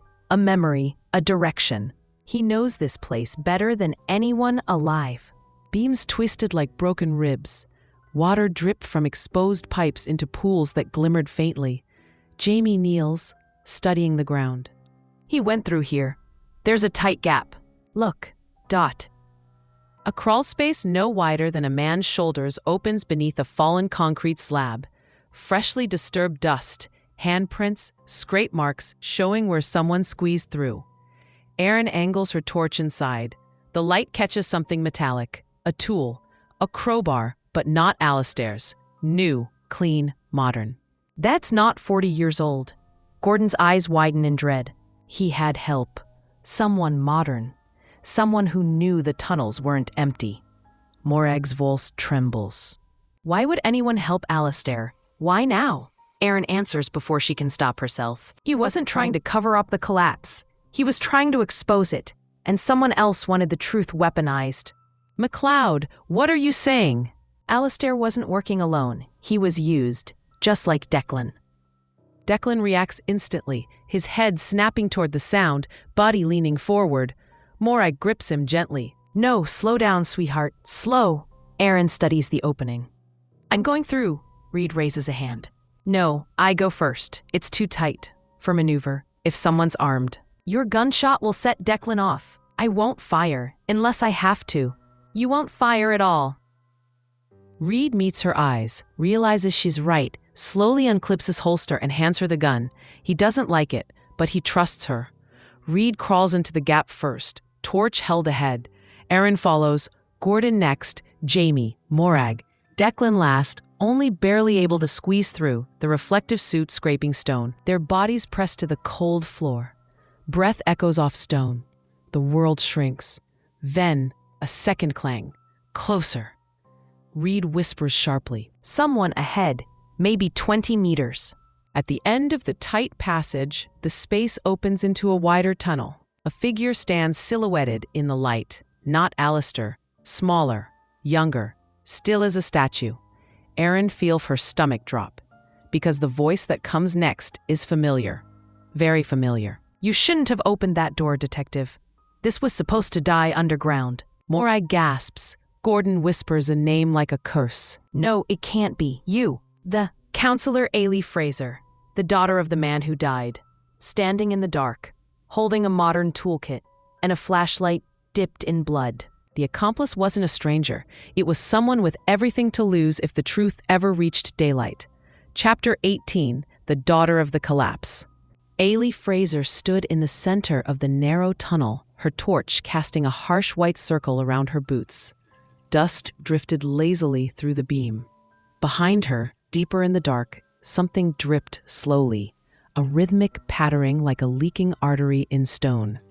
Her face was pale, jaw clenched tight, eyes hollow with exhaustion and something harder. Conviction. Maybe hatred. Reed froze mid-crawl, half out of the gap. Aaron's breath caught. Gordon swore under his breath. Jamie clutched the wall, shaking. Morag shielded Declan instinctively as though protecting him from a ghost. Ailey, what have you done? I did what my father couldn't. I protected our city. The air down here was colder than any section they'd passed. Older. Like the tunnel remembered violence. Declan's visor caught the reflection of Eileen's torch. He stiffened. It's okay, sweetheart. Stay with me. Stay quiet. That thing shouldn't be alive. He's a man. He's a survivor. He's an anchor to a past that should have stayed sealed. My father understood that. He knew the tunnels were a grave. He knew what the city did to hide it. This wasn't madness. This was belief sharpened into violence. You helped Alistair escape detection for decades. He didn't hide from the city. The city hid from him. Same as Declan. Dust falls from his jacket. His voice is steady, but there's disbelief under it. You murdered a counselor. You tampered with city records. You sheltered a violent fugitive. Violent? Alistair was loyal. He understood that the truth would destroy us. What truth? The truth that my father helped seal those men underground, that the collapse wasn't an accident, that decisions were made, that Declan and the others weren't rescued because it was politically easier to let them die down there. Morag's knees buckle, but Declan steadies her without understanding what he's done. Gordon closes his eyes, torn open again by the memory. So you decided to finish the job. Ailey's jaw tightens. The past had to stay buried. Fraser McBrain knew that. He was willing to cooperate until your journalist friend dug too deep. You killed him! Ailey doesn't blink. He forced my hand. He came down here alone, thinking he could expose everything. He threatened to go public. He threatened everything my father built. He came to help. He came to uncover the truth, to free Declan. And that's exactly why he had to die. He staggers, hands rising to his helmet. The shouting, sharp, violent, tears through him like a blade. Morag grabs him tightly. Declan, stay with me. Don't react. Don't. But Declan's breath quickens. The suit trembles. He's being dragged toward instinct, toward sound. Aaron steps between him and Ailey. Ailey, lower your voice. Why? He only understands noise. He understands fear. You're giving him exactly what you want to trigger. You think I'm afraid of him? Of a broken man walking around in reflective scraps? You should be. You made him like this. No, the city did. My father did. But the city moved on. And men like you couldn't accept that the dead stay dead. Ailey isn't just covering up her father's crimes. She's preserving a legacy, a myth, a lie, and she's willing to kill for it. You're not walking out of here. Neither are you. A sound, soft metal scraping fabric. Reed tenses. Ailey, don't. You think I'd crawl into this grave unarmed? Not a bomb. Not exactly, but enough. Oh my God, that's compressed acetylene. Then she'll collapse the whole tunnel. That's the idea. His visor snaps toward the cylinder, the hiss of leaking gas slicing through his senses like a scream. He steps forward, not controlled, not gentle, instinct awakening. Morag grips him harder. Declan, no! But Ailey steps backward into the dark. Some things are better buried with their ghosts. Then she vanishes into the shadows, and the gas cylinder hits the floor with a dull, deadly clatter. Declan lurches toward the sound. Reed shouts. Gordon grabs Jamie. Morag screams. Aaron dives forward, and the tunnel erupts in the hiss of accelerating pressure. The fuse has been lit. Chapter 19, The Hiss Before the Fire. The hiss filled the tunnel like a living thing. Sharp, rising, frantic. Compressed acetylene, a valve half-cracked open. Gas leaking into an enclosed space that had already tasted tragedy once. Aaron's instincts fired all at once. She threw herself toward the cylinder, sliding across the grit-slick floor. Nobody make a spark. Not off, just away, far from the ground. Jamie scrambles backward, tripping over loose stone. Gordon drags him upright. Morag tightens both arms around Declan, clinging as his suit trembles with rising panic. Declan's visor reflects every tiny movement, hyper-attuned to the hiss, to the fear, to the pressure in the air. The gas plume grows denser. The air becomes metallic, tighter, hungrier. Erin reaches the cylinder. Her fingers find the valve. It's twisted halfway open. She tries to force it closed. It doesn't budge. This valve's jammed. She cracked it on purpose. It'll blow if it hits a spark, a torch filament, a phone battery, anything. We have to get out. We have to. Declan reacts instantly to Jamie's raised voice. He jerks, lunging toward him in fear. Morag clings to him, whispering frantically. Declan, sweetheart, quiet, quiet. Listen to me. Listen only to me. A trembling statue, caught between fear and the one voice he trusts. Reed crouches near Erin. Can you shut it? Not with bare hands. We need leverage. A tool. Jimmy pats himself down desperately. I don't have anything metal. Nothing that won't spark. Erin's mind races. A tool. Non-metallic. Strong. Her eyes flick to the side of Declan's reflective suit. The reinforced composite elbow plates. Morag, Declan's arm. I need it. Morag looks startled but nods, guiding Declan gently. Declan, help her. Please. The composite material is rigid, non-sparking. It might work. Declan, push, slowly. Here. She places her hand on his, guiding the pressure. Declan obeys, not understanding. But trusting her voice, the valve groans. Gas hisses louder, flaring. Jamie squeaks in terror. It's going to blow. Declan flinches, hand slipping. Erin grabs his wrist with both hands. Declan, look at me. Only me. The visor tilts toward her. Recognition, fragile but real.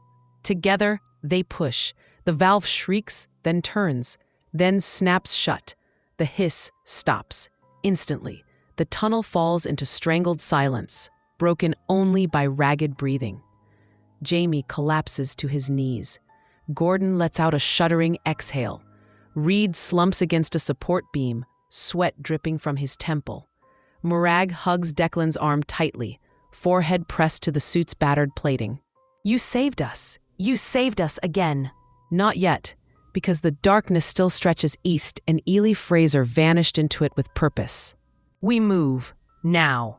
Before she triggers something else. Reed nods, rallying. She can't be far.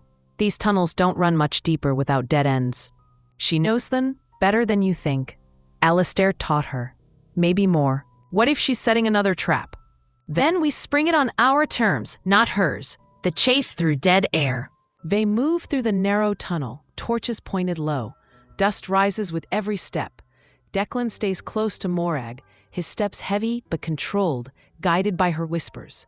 Then, a faint echo, footsteps, light, retreating. Reed raises his torch beam. She's running! Go, quietly.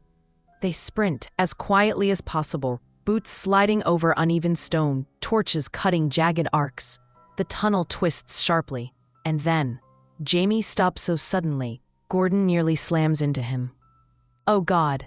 Ahead, the tunnel widens into a service chamber, and dangling from the overhead pipes is something that freezes Erin's blood.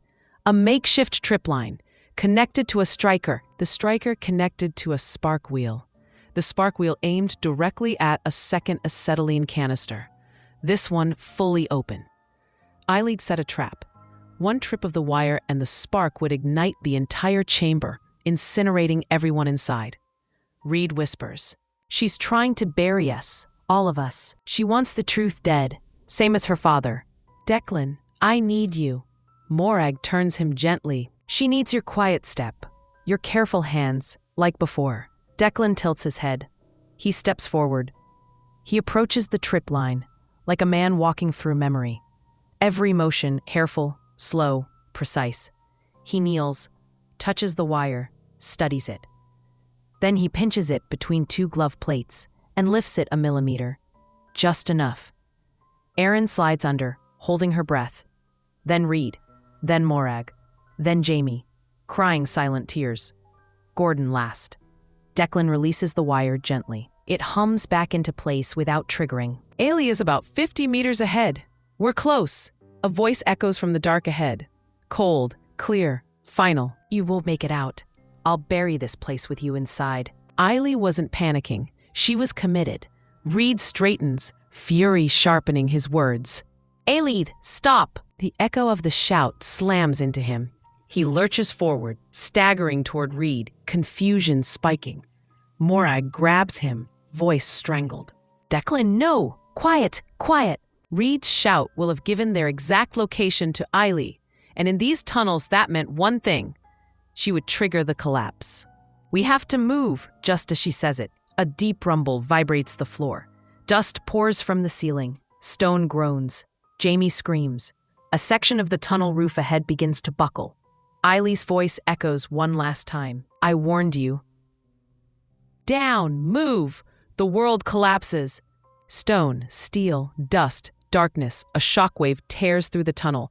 The lights blow out, and Chapter 19 ends in total, breathless black. Chapter 20, buried voices. When the collapse hit, the world became dust and violence. Stone shrieked, steel bent, air punched from lungs. Then everything stopped. Silence, a crushing, absolute silence.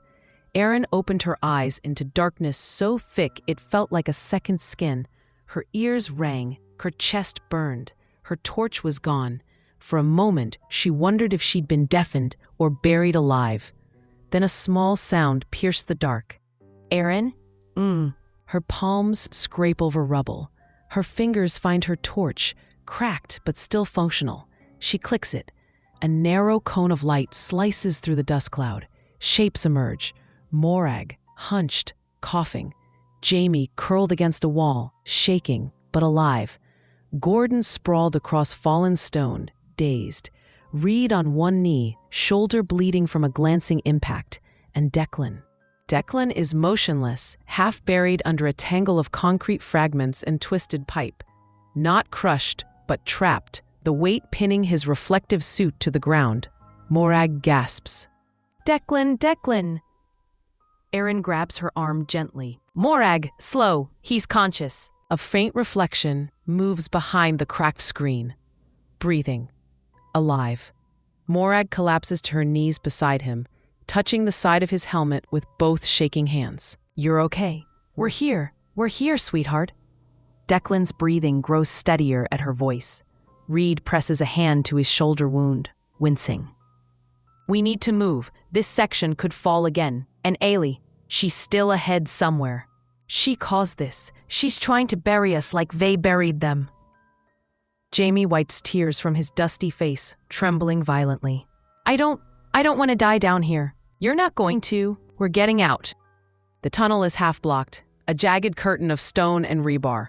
Barely enough space to crawl under at one side. A tight squeeze, but possible. But Declan, he can't crawl. Not pinned. Not in the bulky suit. Morag looks at Erin, terrified. We can't leave him. We can't. Erin shakes her head. We aren't leaving anyone. It's long, thick, and surprisingly light. Some kind of hollow ventilation conduit. A lever. A chance. Declan, we're going to lift this off you, but you have to stay still. No sudden movements. Just breathe. Declan's visor tilts toward her voice. He obeys.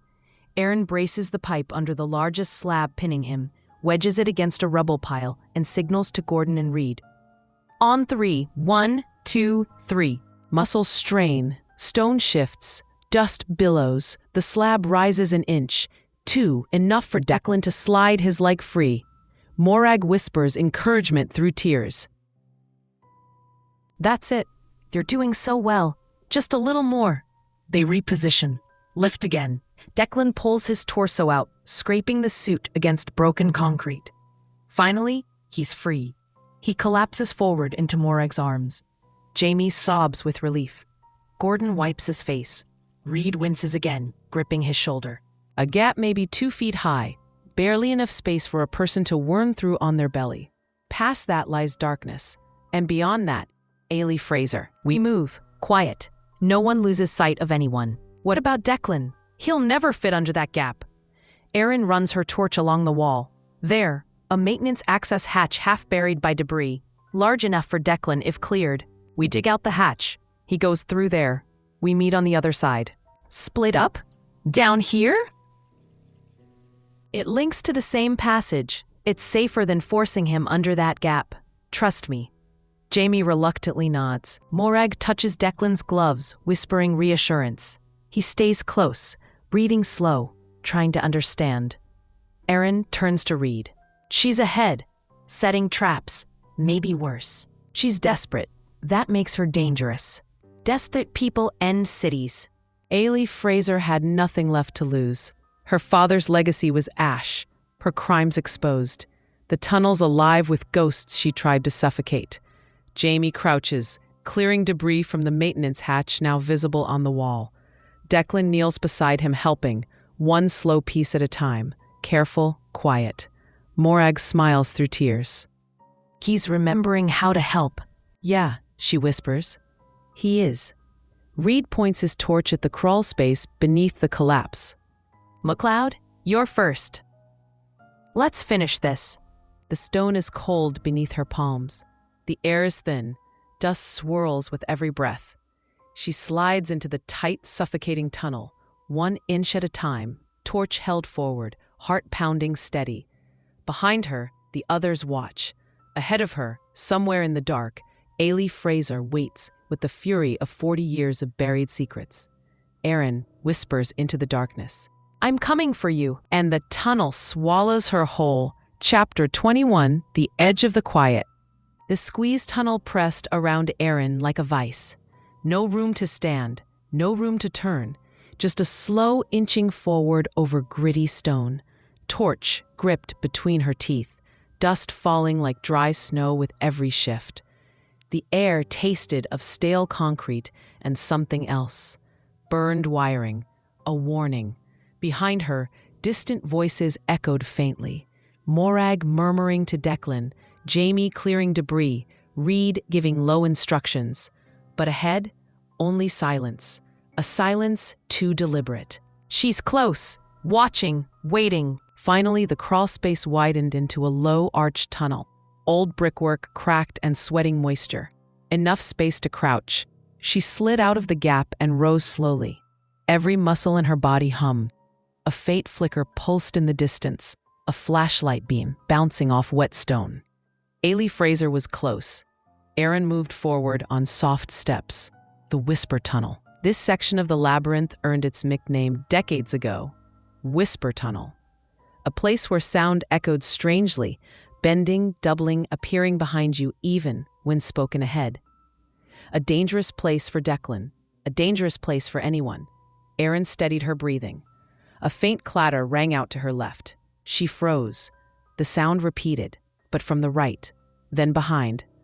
Ailey was playing with the acoustics, using them, weaponizing them. Ailey, it's over.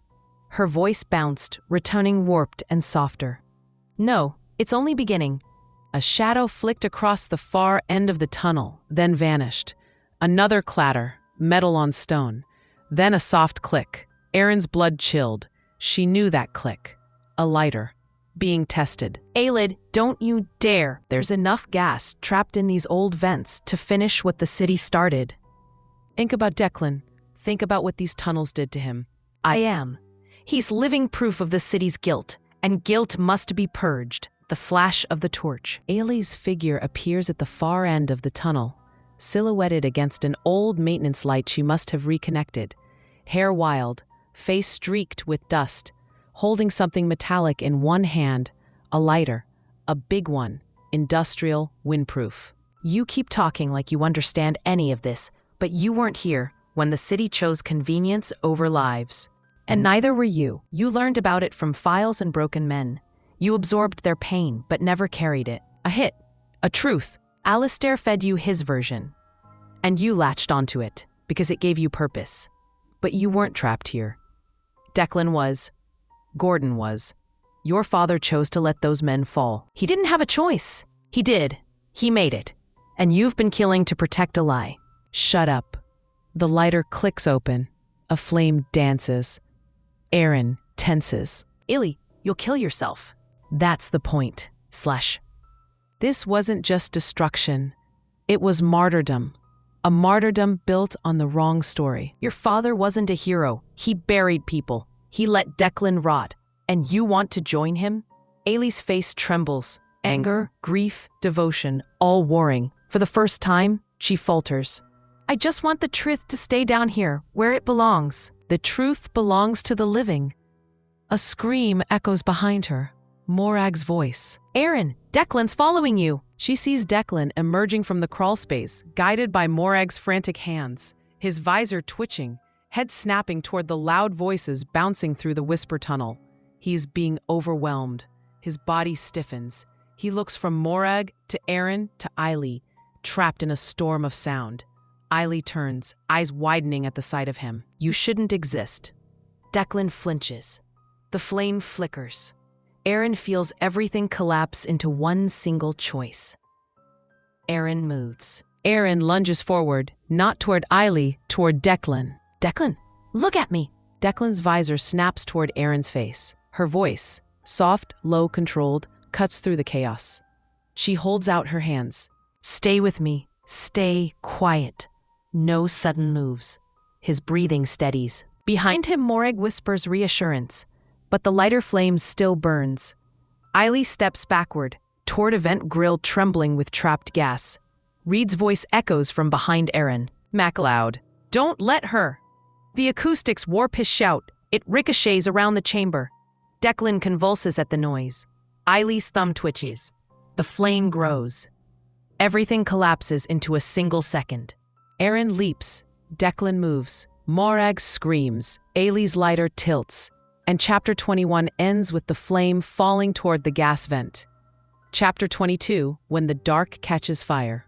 The lighter falls, a perfect arc of bright flame cutting through the stale underground air, tumbling end over end toward the trembling vent grill where acetylene gas waits like a sleeping dragon. 1 second becomes a lifetime. Aaron moves first. Declan moves faster. Morag screams. Reed reaches for his radio instead of his gun. Ailey watches with a strange, peaceful surrender. Then, contact. The flame touches the steel. A white-hot flash rips through the tunnel. Not a full detonation, but a concussive whump that hurls air like a giant's fist. Light, heat, noise. Rubble blasts sideways. Dust becomes a storm. Stone cracks. Metal screams. Erin's feet leave the ground. She hits the floor hard. The world spins. Her torch flies from her hand and vanishes into the dark. A ringing overwhelms her hearing. A high metallic whine. Everything feels distant, slow, underwater. Shapes move in the haze. The aftershock silence. Erin coughs, tasting burnt concrete. Voices exist, but far away. Gordon yelling. Jamie sobbing. Reed coughing blood. Morag shouting Declan's name. Ailey moaning somewhere in the dark. But it all sounds like it's happening down a long corridor. And then, a hand touches Aaron's back. Heavy, clumsy, careful. Declan. He stands above her, visor cracked, suit dented, chest heaving like he ran the breadth of Aberdeen. Dust still drifts from him like smoke. He didn't fall. He didn't break. He shielded her. Morag runs to them and throws her arms around his waist, sobbing into the battered suit. You saved her. You saved all of us. Declan's head tilts slightly, a tiny, confused, relieved movement. Erin pushes herself up, wincing. Her voice is hoarse but gentle. Thank you, Declan. As close to recognition as he can manage. The wounded and the dangerous Reed staggers into view, shoulder bleeding, face pale. Roll call. Is everyone? Jamie raises a shaking hand. Gordon nods weakly. Morag clings to Declan. Then another sound. Why? Why didn't you let it end? She scans until the beam falls on Ailey. She's on her side, legs cut, hair burned at the edges. Still alive. Barely.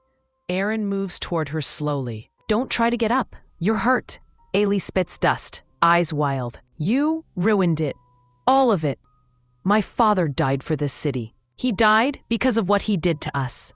Shut up. The scream hits him like a physical strike. He takes a step backward, trembling. Morag grabs his arms, whispering frantically. You're okay. Don't listen. Stay with me. Aaron steps between Ailey and Declan. No more shouting. You're done, Ailey sneers. You think you've won? East tunnels still hold everything. Even if I die, the truth dies with me. Aaron crouches in front of her. Ailey, the truth walked out of those tunnels 40 years ago wearing a reflective suit. You didn't kill it then. You won't kill it now. Something inside her breaks. Grief, rage, legacy, guilt, all unwinding at once. She whispers. You wasn't supposed to live, Morag snaps. But he did, and Declan, hearing her voice, soft, steady, certain, calms again. The structural threat. The ceiling above them groans. Dust trickles down. Cracks, spiderweb across the arch. Jamie's voice hits a high pitch. The explosion destabilized everything. This whole tunnel could come down. Reed checks his radio. Signal's dead. We're too far in. There's only one way out now. Through the east maintenance shaft. The same way Ailey fled. Aaron turns to Morag. Can Declan walk? Morag nods quickly. Yes, just keep voices calm. No shouting. And her? Reed holsters his radio and kneels beside Eyelid. She's coming out. Alive. To answer for this. Ailey flinches, but her fight is gone. Gordon spits on the ground. And she'll face every family she tried to silence. The final push. Torchlight glances off Declan's battered visor as he straightens. Slow, steady, towering. Morag takes his hand. Jamie steadies Gordon. Reed hauls Ailey to her feet. Aaron raises her torch toward the darkened east corridor. Ahead lies the final stretch, narrow, broken, ready to collapse with one wrong move. Everyone stay close. No loud voices. No sudden sound. Let's finish this. They move as one, through dust, through broken stone, toward the last danger Aberdeen's underworld has left to throw at them. But before they go, Aaron glances back at the ruined vent, the charred stone, and Declan standing like a ghost reborn. You didn't break. And in the quiet, Declan takes one slow, steady breath, the first breath of a man stepping out of darkness for the last time. Chapter 23, The Last Narrow Path. The East Maintenance Corridor was a scar through the earth, narrow, cracked, sloping downward before it rose again toward a faint glimmer of fresher air. Aaron led the way, torch held low, dust swirling with every step. Behind her, Morag guiding Declan, Gordon supporting Jamie, Reed half-dragging, half-holding Ailey upright. Every footfall felt like it might be the one that brought the tunnel down. Slow and steady. Watch the ceiling. Keep sound low. A miracle after years of twitch response to noise. But Morag's voice holds him like a tether. That's it. You're doing fine. Nearly there. Ailey stumbles. You're wasting your breath. None of us will see daylight. Reed tightens his grip. You see a prison cell. That's enough daylight for you. Ailey laughs. A broken, cracked sound. Declan flinches. Morag places her hand over the visor quickly. No, don't listen to her. The corridor bends sharply. Something glints on the floor. Aaron crouches. A wire, stretched taut across the floor, connected to another trap.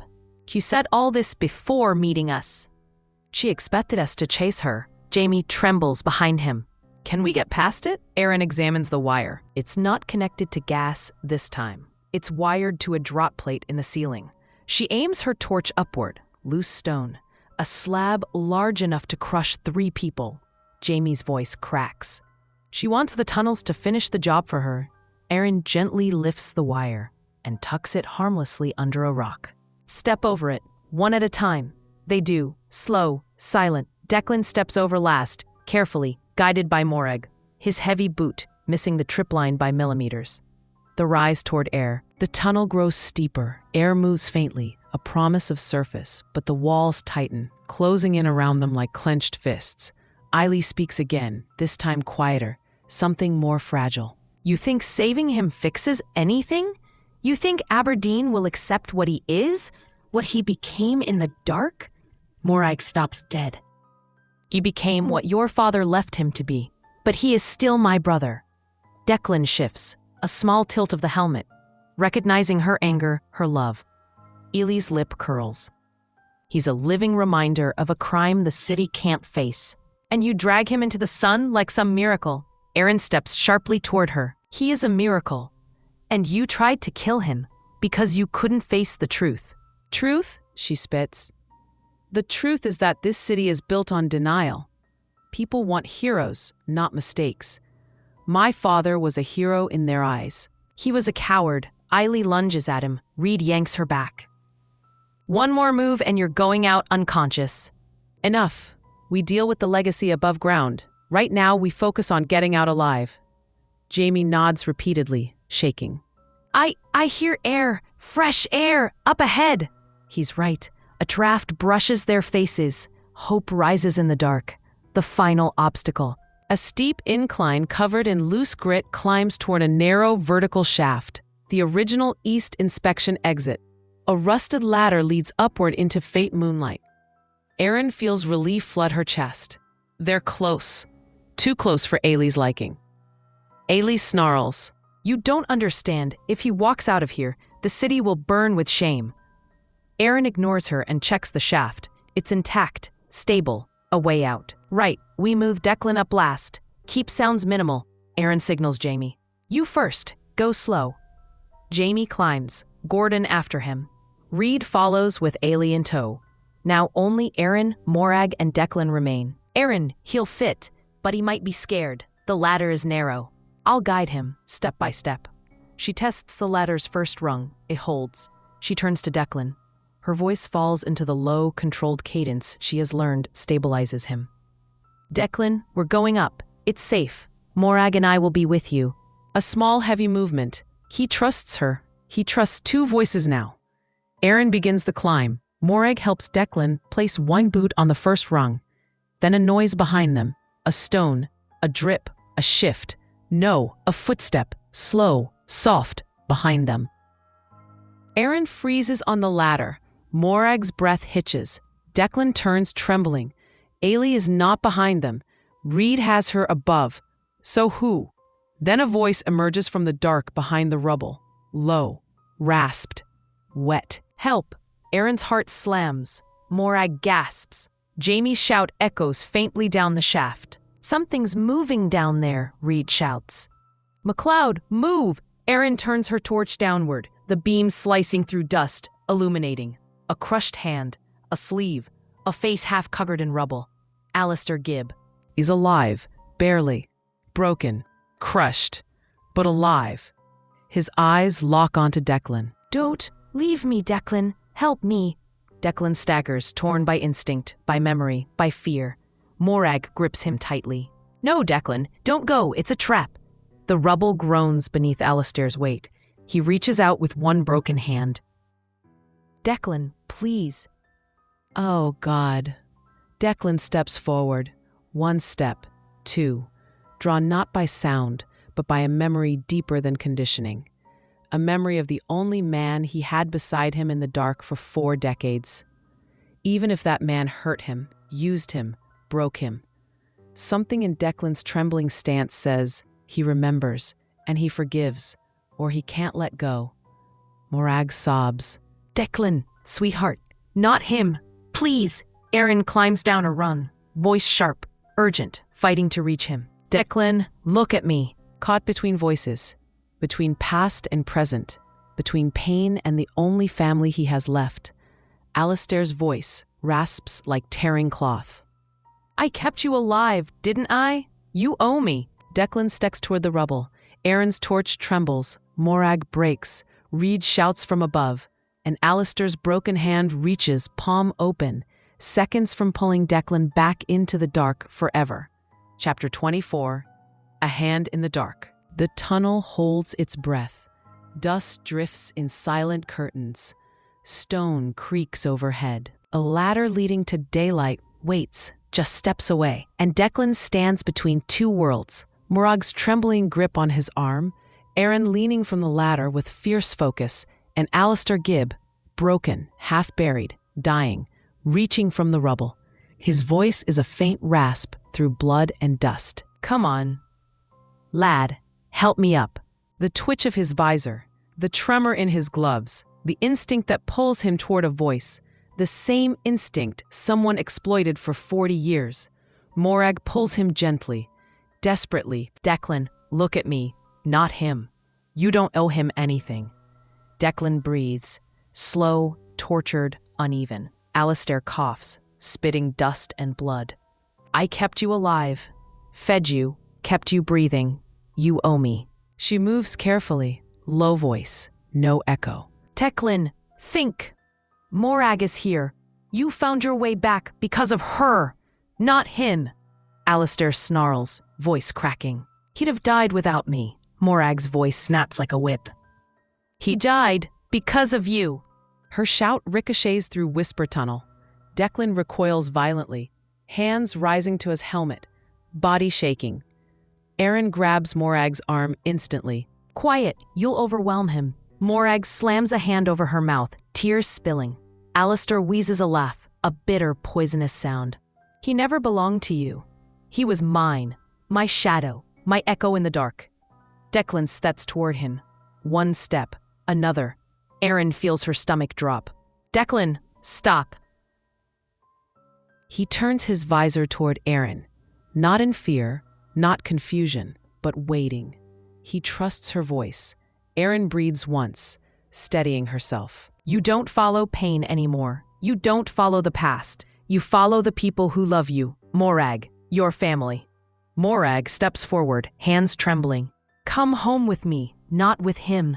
Declan tilts his helmet toward her voice, toward safety. The decision forms, slow, fragile, true. He turns his back on Alistair, completely. No, don't you dare. He lunges or tries to. The rubble shifts, grinding under his weight. A slab of stone moves, cracks. Aaron's heart jumps. Don't move. The whole section's unstable. Alistair ignores her. Declan, come back. Come be. The rubble collapses. A final groan, a sharp crack, and the stone shifts downward in a slow, unstoppable slide. Morag covers Declan's visor. Jamie turns away, shaking. Gordon closes his eyes. Aaron whispers, I'm sorry. The last of the rubble settles with a dull, final thud. Alistair Gibb is gone. The climb into light. The tunnel exhales, a long, low release of trapped air. Aaron lifts her torch. Morag, take him. We're getting out. Declan places a hand on the ladder rung. Slow. Careful.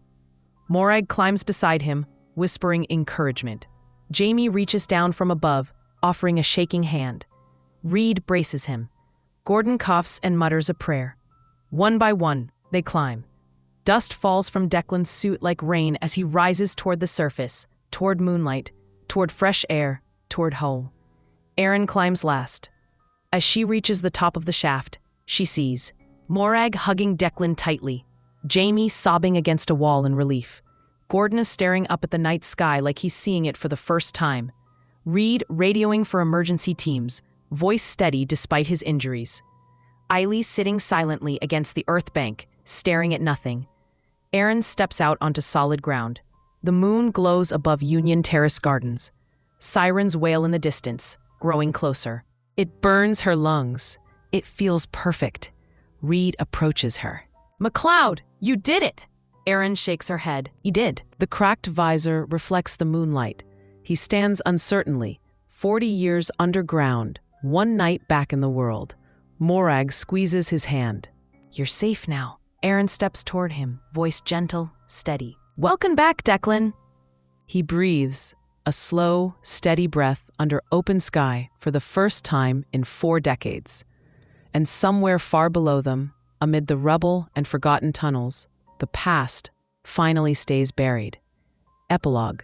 Sky above, stone below. 3 months later, Aberdeen wakes to a soft, cold morning, the kind that smells faintly of sea salt and granite, carrying a promise of rain. Union Terrace Gardens sits in calm silence, a far cry from the chaos buried beneath it.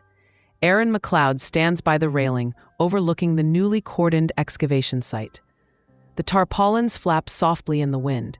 Engineers and forensic teams move like ghosts in white suits, combing through the reopened tunnels inch by inch. She's been here every day since the inquiry began, not out of obligation, out of respect. Footsteps crunch slowly behind her. Morag. She stands beside Aaron, wrapped in a thick scarf, her face softer now, the raw grief replaced by something quieter. Hope. Pain. Both finding space together. Declan stands a few steps behind them. No reflective suit now. He wears a heavy coat, gloved hands clasped in front of him. His visor is gone, replaced by tinted glasses that protect his eyes from the brightness he's still adjusting to. A man reborn into a world he never expected to see again. His movements are slow, deliberate, cautious, but they're his own. He slept through the night for the first time, didn't wake once. That's good. That's really good. Dot. He still flinches at loud noises, but he's learning. We both are. Declan steps closer, stopping beside Morag. He looks at Aaron with a small, careful tilt of his head, his way of acknowledging her. Morning, Declan. Progress. Slow, steady progress. A car door slams nearby. Reed approaches, uniform crisp, arm in a fresh sling. I see you're all haunting the crime scene again. Force of habit. The inquiry's going public. They'll announce everything today. Morag stiffens. All of it? Reed nods. They're owning it. The deaths, the cover-up, the lies. Every name, every report. Your father's name will be cleared, Gordon's too. And Declan. He pauses. He'll be recognized as a survivor, not an embarrassment. Declan tilts his head again, listening, understanding fragments. A gull cries overhead, startling him. Morag squeezes his hand. It's okay. Just a bird. We talked about them, remember? A sister rebuilding a life with someone who survived the impossible. Reed steps closer to Aaron. And Fraser's daughter? Aaron sighs. Sentencing next week. Psych evaluation says she wasn't insane, just loyal to a dead man's sins. Reed nods grimly. Loyalty's dangerous in the wrong hands. Below, workers uncover the last of the forgotten chamber. Evidence bags pass hands. The truth finally breathes in daylight. Morag turns to Aaron. I never thanked you. Aaron shakes her head. There's no need. There is. You didn't just find him. You fought for him. For the truth. For all of them. He stands still, face lifted slightly toward the sky, not afraid of it, just studying it like something he's only now learning to trust. He did the hardest part. He came back. The wind picks up. Granite dust swirls over the railings. The city hums around them. Buses, footsteps, the distant crash of waves on the harbor. Life goes on, but the earth remembers. Aaron takes one more look at the cordoned-off entrance below. The tunnels where lives were lost, where guilt festered, where a man in a reflective suit wandered for decades. Then she turns to Morag and Declan. Come on, let's get breakfast, someplace quiet. Morag laughs softly. No shouting, no loud music? Exactly. Declan gives a tiny nod, as if approving the plan. A simple nod, a living miracle. Together they walk away from the gardens, toward warmth, toward healing, toward the first steps of a new life above ground. The past stays buried. The truth lives on. And Aberdeen watches over them as the morning light breaks through the gray. The end. If you would like the convenience of an app, visit mylisteninglibrary.com.